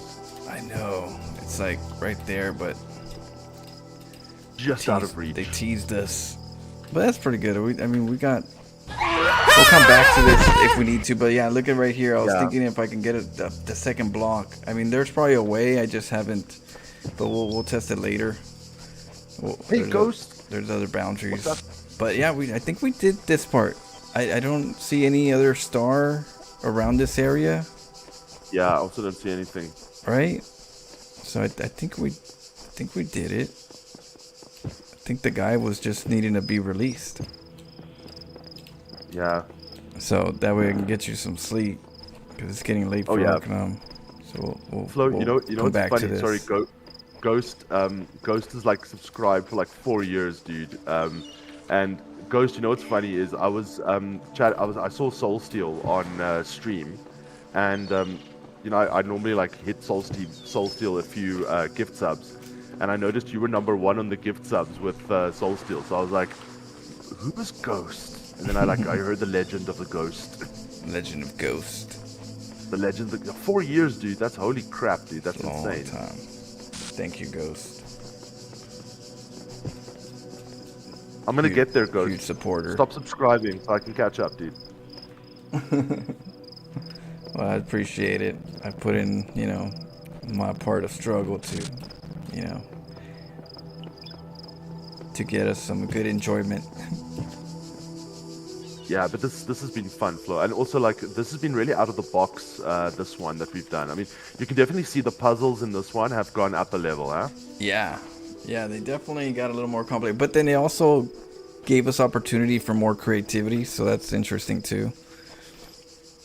Now there's even way more potential ways to beat the game, in a sense, to beat the levels. They gave you even more space, I would say, of potential. Yeah. Yeah. Dude, I love how certain people are like talking about the language stuff. There's a couple of things that irk me in language. One of them is, when you're in a company, you've got the corporate speak guys. Like all the corporate speak, and we're gonna collab. We're gonna, all this kind of stuff. And there's this one thing, dude, that is. Holy crap, Flo. Damn, I'm gonna have to take a shot. Dude, you're gonna have to take more than one shot. I know. I got. Holy goodness, Ghost. Shit. Let me say welcome to everybody first. Hey, enemy, got a gift sub. Yeah. Or did he? Romeo, Finn, Sumpy, Tiger. Majo got a gift sub. Yeah, enemy got a gift sub, dude. Muzman, Belgian, Enemy, Majo. Oh, they're gonna wake up going, what? Sporkit, Inertia, and Cammy. I think that's Cammy? Street Fighter, maybe? Holy shit. Nice. Yeah. So, we'll see when we continue this one. It was, I had a blast too. It's always fun to come in here and get creative. It's like art, you get to draw something or put in the mentality, in the mind. Yeah, and also like we debate a ton of shit as well, like which is cool. I mean, this is an extra. This is like doing crunches, but for the brain, Flo. This is mentally. If my brain was my abs, I'd have some abs, dude. But it's not. Cheers, Flo. Cheers. Cheers, Ghost. Oh, that's Henny is like hard. Oh, dude, this Red Bull is not tasting great on my side. I don't know how long it's been here. Definitely a friendly ghost here, not like the usual ghost in Phasmophobia. Definitely not. I don't mind playing Phasmophobia with I need a crew. I always find Phasmophobia fun if with the right people. There's some people that just make it so boring. They're so like they want to beat it so bad. Yeah. Like a pro. Like run around. Well, they want to like how to say it? It's kind of like speed running it. They know how to beat it kind of, so they speed run it where it's like, now we're not even scared over here. Nobody's scared. They're all just okay. Yes. We got it. We beat it. It's like the ghosts don't even technically matter anymore. They'll just dodge it and they'll just go okay. So it's like. I like the team that's just don't know what they're doing. They're scared, and we're just like shit. You see our Arcanom running around the hallway. Dude, everybody's lost. We must do that. That's cool. Yeah, we must do it because like I'm also Shadow. one of those players. So Shadow and Disicus, see if they want to jump in it. Yeah, hit some Phasmophobia because they've also updated it a lot, Flo. It's like there's a lot of new stuff in it, and I actually have a buddy that he's also into it. Him and we were like walking around houses trying to summon stuff, and then we had this epiphany while we were busy summoning stuff in the one house. We're like, what if by summoning stuff with a Ouija board in Phasmophobia, you actually summon something in real life? Like, because you're messing with a virtual Ouija board, but what if it actually messing with that worked and it kind of glitched? That's a horror movie right there. It somehow glitched, and you're like, wait. Was I playing it? Really? You tell your friend, hey, I played this and the Ouija was talking about this, and they're like, I never played, and that never happened to me in the game. Yeah. You sure? Yeah, it was talking. Oh shit, and then somehow you live in an ancient freaking Indian graveyard, and it's some shit's coming. kind of like the poltergeist, that house is possessed because of the graveyard underneath your house, and then all of a sudden shit happens. My mom visited me, so she was up here for a while, and so I gave her one of the rooms at the bottom, and she comes to me one morning. My mom thinks, she's into new age stuff. She's quite hectically into it. So she comes to me the next morning. She goes, there's an entity in your house, and I'm like, what do you mean an entity in my house? I live in my house. I'm the entity. My mom says, no. There's like a dark presence here. So I'm thanks for telling me this, because I completely see it as nonsense. My mom told it to me, except when it was 1 in the morning one night, and I'm lying in my bed, and I heard a noise coming from the kitchen. I'm like, wait a minute, is it the entity? It could be. Oh shit. Yeah. You never know. She put my thoughts in your head already. Yeah, dude, you never know. I think sometimes, I remember I watched, have you ever watched a horror movie, Flo, a really good one, and then you're home alone and you you feel the vibes, dude. There was this meme that I saw where the guy, he was watching a horror movie, and then something happened in the horror movie, and he gets up and he switches all the lights on, puts on cartoons and watches cartoons. some calm him down. Happy music and I can't blame him. Sometimes you gotta retweak your mind too. Yeah. Not let it trick you, yeah. Just watch the news or something. All the lights have to be on now. World. Call a friend. Yeah, but dude, Japanese horror is, holy crap, it's hectic. I don't know, The Ring and The Grudge was based on I think Ringu, and then what's the other one? Ju-on, which is the Grudge. Those original ones, Flo, are pretty insane, dude. They're I don't know, I was scared of the TV when it has the snow on the TV. Yeah. After I watched The Ring for years afterwards, if I see a TV with snow, and I'm like, no, we have to switch that shit off, dude. The Ring. I don't want a little girl climbing through my TV. You know what I mean? Scary as shit. Some scary shit right there, especially with her, with that bass, that walk, and everything. Thank you. She's crazy. Yeah, and your rational mind is like, hey man, this is nonsense. But your rational mind is rational until you're deep in the forest alone. Bigfoot isn't real. until you're somewhere in the forest at night. Then Bigfoot's pretty real, dude. Hell yeah.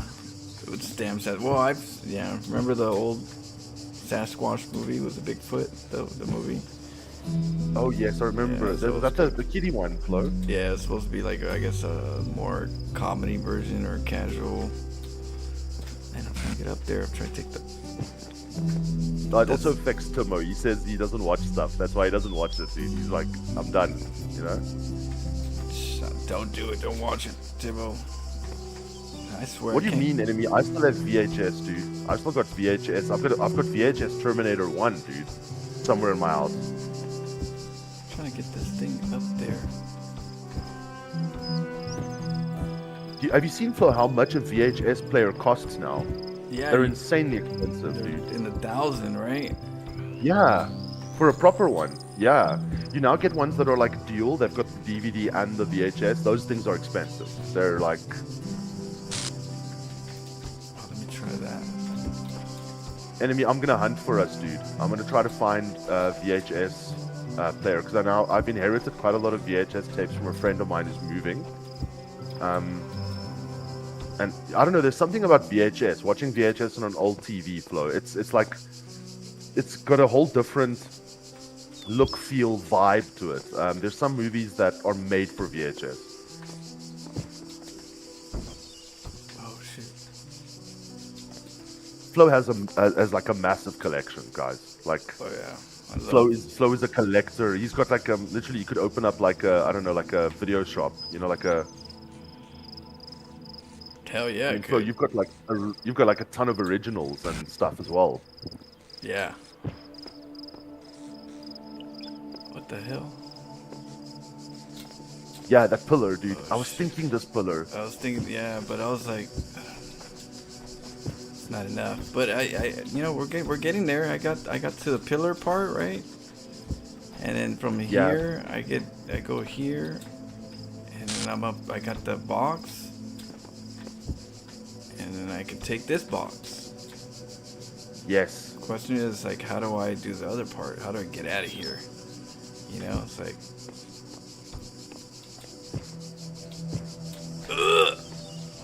right? There's something I could probably jump maybe on that one, but we're almost there. But we'll do it. We'll definitely do it another time. I gotta, make sure you go to sleep. Just quick question before I go to sleep. I need to calm down after all this thinking. So you know, like how we're just digitally streaming movies now, and no one's really buying DVDs anymore, or so like Enemy also said, DVDs are going down as well. Like, I always think about like the end of the world. I need a good DVD collection. If I can find some fuel in a generator, I can still watch movies, dude. But like, if you don't have a movie collection, you're screwed, dude, at the end of the world. When the zombie apocalypse hits, what you gonna do? It's gonna be boring, man. Yeah. Yeah, exactly. What are you gonna do? Yeah, you need some good films, man. When you don't have streaming anymore, you know what I mean? I read this huge collection, so I think I'll be good.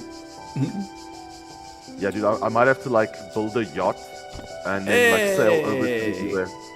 What the hell, Flo? We did it. What the hell?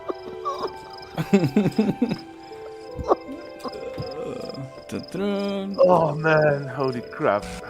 I am the conqueror. Yeah, speaking of collections, Flo and I encountered a dude on Twitch with like, I don't know, Flo, thousands of LPs, dude, doing reggae music. That guy is definitely not going to be bored at the end of the world. Hey, that means I could take the scanner.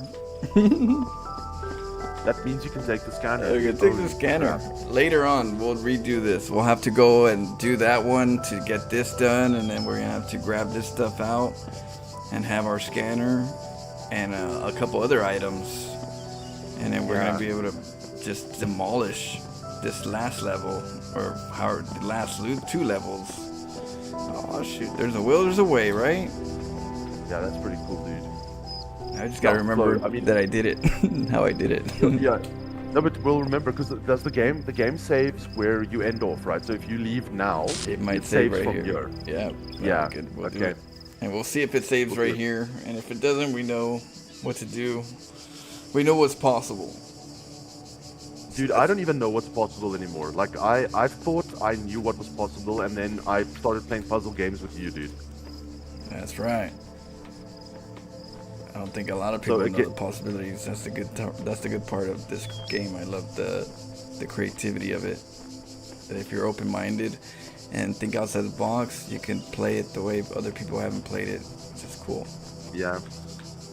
So, Flo, there's this book series that I read. I read the first book. I still have to read the others, but dude, it's so insanely good. It's called The Mountain Man Compendium, and it's all about like a zombie apocalypse, and this dude that lives alone in like a house in California on a mountain, and he's like set himself up, dude, you know, for the end of the world. He has like this amazing like pad.